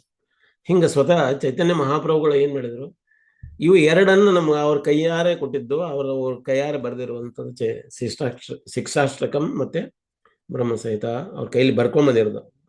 ಅವರು ಬರೆದಿದ್ದಲ್ಲ, ಬ್ರಹ್ಮ ಸಂಹಿತ ಬ್ರಹ್ಮ ಆಲ್ರೆಡಿ ಬರೆದಿದ್ದಾರೆ, ಅದನ್ನ ಏನೈತಿ ಅವ್ರು ಕಾಪಿ ಮಾಡ್ಕೊಂಡ್ಬಂದ್ರು. ಹಿಂಗ ಚೈತನ್ಯ ಮಹಾಪ್ರಭುಗಳು ನಮಗೆ ಇದನ್ನ ಈ ಆಂದೋಲನದ ರೀತಿ ಒಳಗ, ಅಂದ್ರೆ ಇದು ಆಂದೋಲನ ಅಂದ್ರೆ ಏನು ನೋಡ್ರಿ, ಈಗ ಸ್ಟ್ರೈಕ್ ಮಾಡ್ತಿರ್ತಾರ, ನಮಗೆ ಬೇಕು ವಿ ವಾಂಟ್ ಸ್ಟ್ರೈಕ್ ನೋಡ್ರಿ, ಅದು ಆಂದೋಲನ. ಈಗ ನಾವು ಸ್ವಾತಂತ್ರ್ಯದ ಆಂದೋಲನ ನಡೀಲಿಕ್ಕತ್ತಿತ್ತು ಅಂತ, ಆ ರೀತಿ ಒಳಗೆ ಇದು ಆಂದೋಲನ ರೀತಿ ಒಳಗೆ ನಾವು ಎಲ್ಲಾ ಕಡೆಗೆ ಇದನ್ನು ಪ್ರಚಾರ ಮಾಡ್ಬೇಕಾಗಿತ್ತು. ಪ್ರಚಾರ ಮಾಡ್ತಾ ಇದ್ದಾರೆ ಭಕ್ತರು ಕೂಡ. ಇದನ್ನ ನಾವೊಬ್ಬರ ಪಾಲಿಸೋದಲ್ಲ, ನಾವೊಬ್ಬರ ವೈಕುಂಠಕ್ಕೆ ಹೋಗೋದಲ್ಲ, ನಾವೊಬ್ಬರ ಭಗವದ್ಧಾಮಕ್ಕೆ ಹೋಗೋದಿಲ್ಲ, ಪಕ್ಕದವ್ರನ್ನ ಕರ್ಕೊಂಡು ಹೋಗ್ಬೇಕು. ಯಾಕಂದ್ರೆ ಈ ಜಗತ್ತು ಅನ್ನೋದು ಸುಟ್ಕೊಂಡು ಸುಡ್ಲಿಕ್ಕತ್ತದ, ಕಾಳಗೀಚಿನೊಳಗೆ ಸುಡ್ಲಿಕ್ಕತ್ತದ. ನಾವೊಬ್ರು ಪಾರಾಗಿ ಹೋಗ್ತಾ ಇದೀವಿ ಅಂದ್ರೆ ನಮ್ಮ ಪಕ್ಕಕ್ಕೆ ಇರೋರ್ನೂ ಒಬ್ಬನ ನಡ್ಕೊಂಡು ಹೋಗ್ಬೇಕು ಅನ್ನೋಂಥ ಉದ್ದೇಶ. ಹರೇ ಕೃಷ್ಣ. ಇವತ್ತು ನಮ್ಮ ಮಂದಿರದಲ್ಲಿ ಗೀತಾ ಜಯಂತಿ ಪ್ರಯುಕ್ತ ಪ್ರೋಗ್ರಾಮ್ಸ್ ಎಲ್ಲ ನಡೀತಾ ಇದ್ದಾವೆ. ಅದಕ್ಕೆ ಪ್ರಭುಜಿಯವರು ಹೇಳಿದರೆ ಜಲ್ದಿ ಮುಗಿಸುವಂತ, ಪ್ರತಿ ಟೈಮ್ ಸ್ವಲ್ಪ 10 ನಿಮಿಷ ಜಾಸ್ತಿ ತಗೊಳ್ತಾ ಇದ್ದೀವಿ, ದಯವಿಟ್ಟು ಕ್ಷಮಿಸಿ. ಹರೇ ಕೃಷ್ಣ. ಈ ವಿಷಯದ ಬಗ್ಗೆ ಏನಾದರೂ ಡೌಟ್ಸ್ ಇದ್ರೆ ಕೇಳ್ಬೋದು.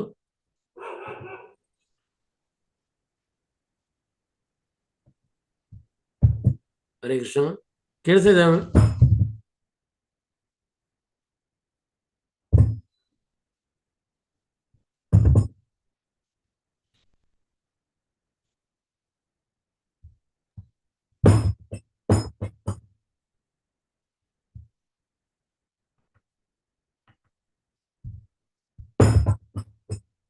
System problem. ಹರೇ ಕೃಷ್ಣ. ನಾನು ಅನ್ಕೊಂಡಿದ್ದೆ ನಿಮಗೆ ಲೆಕ್ಚರ್ ಎಲ್ಲ ಕೇಳಿದೆ ಅಂತ. ದಯವಿಟ್ಟು ಇದರಲ್ಲಿ ಏನಾದರೂ ದೋಷಗಳು ಕಂಡ್ರೆ ದಯವಿಟ್ಟು ಕ್ಷಮಿಸಿ. ಹರೇ ಕೃಷ್ಣ.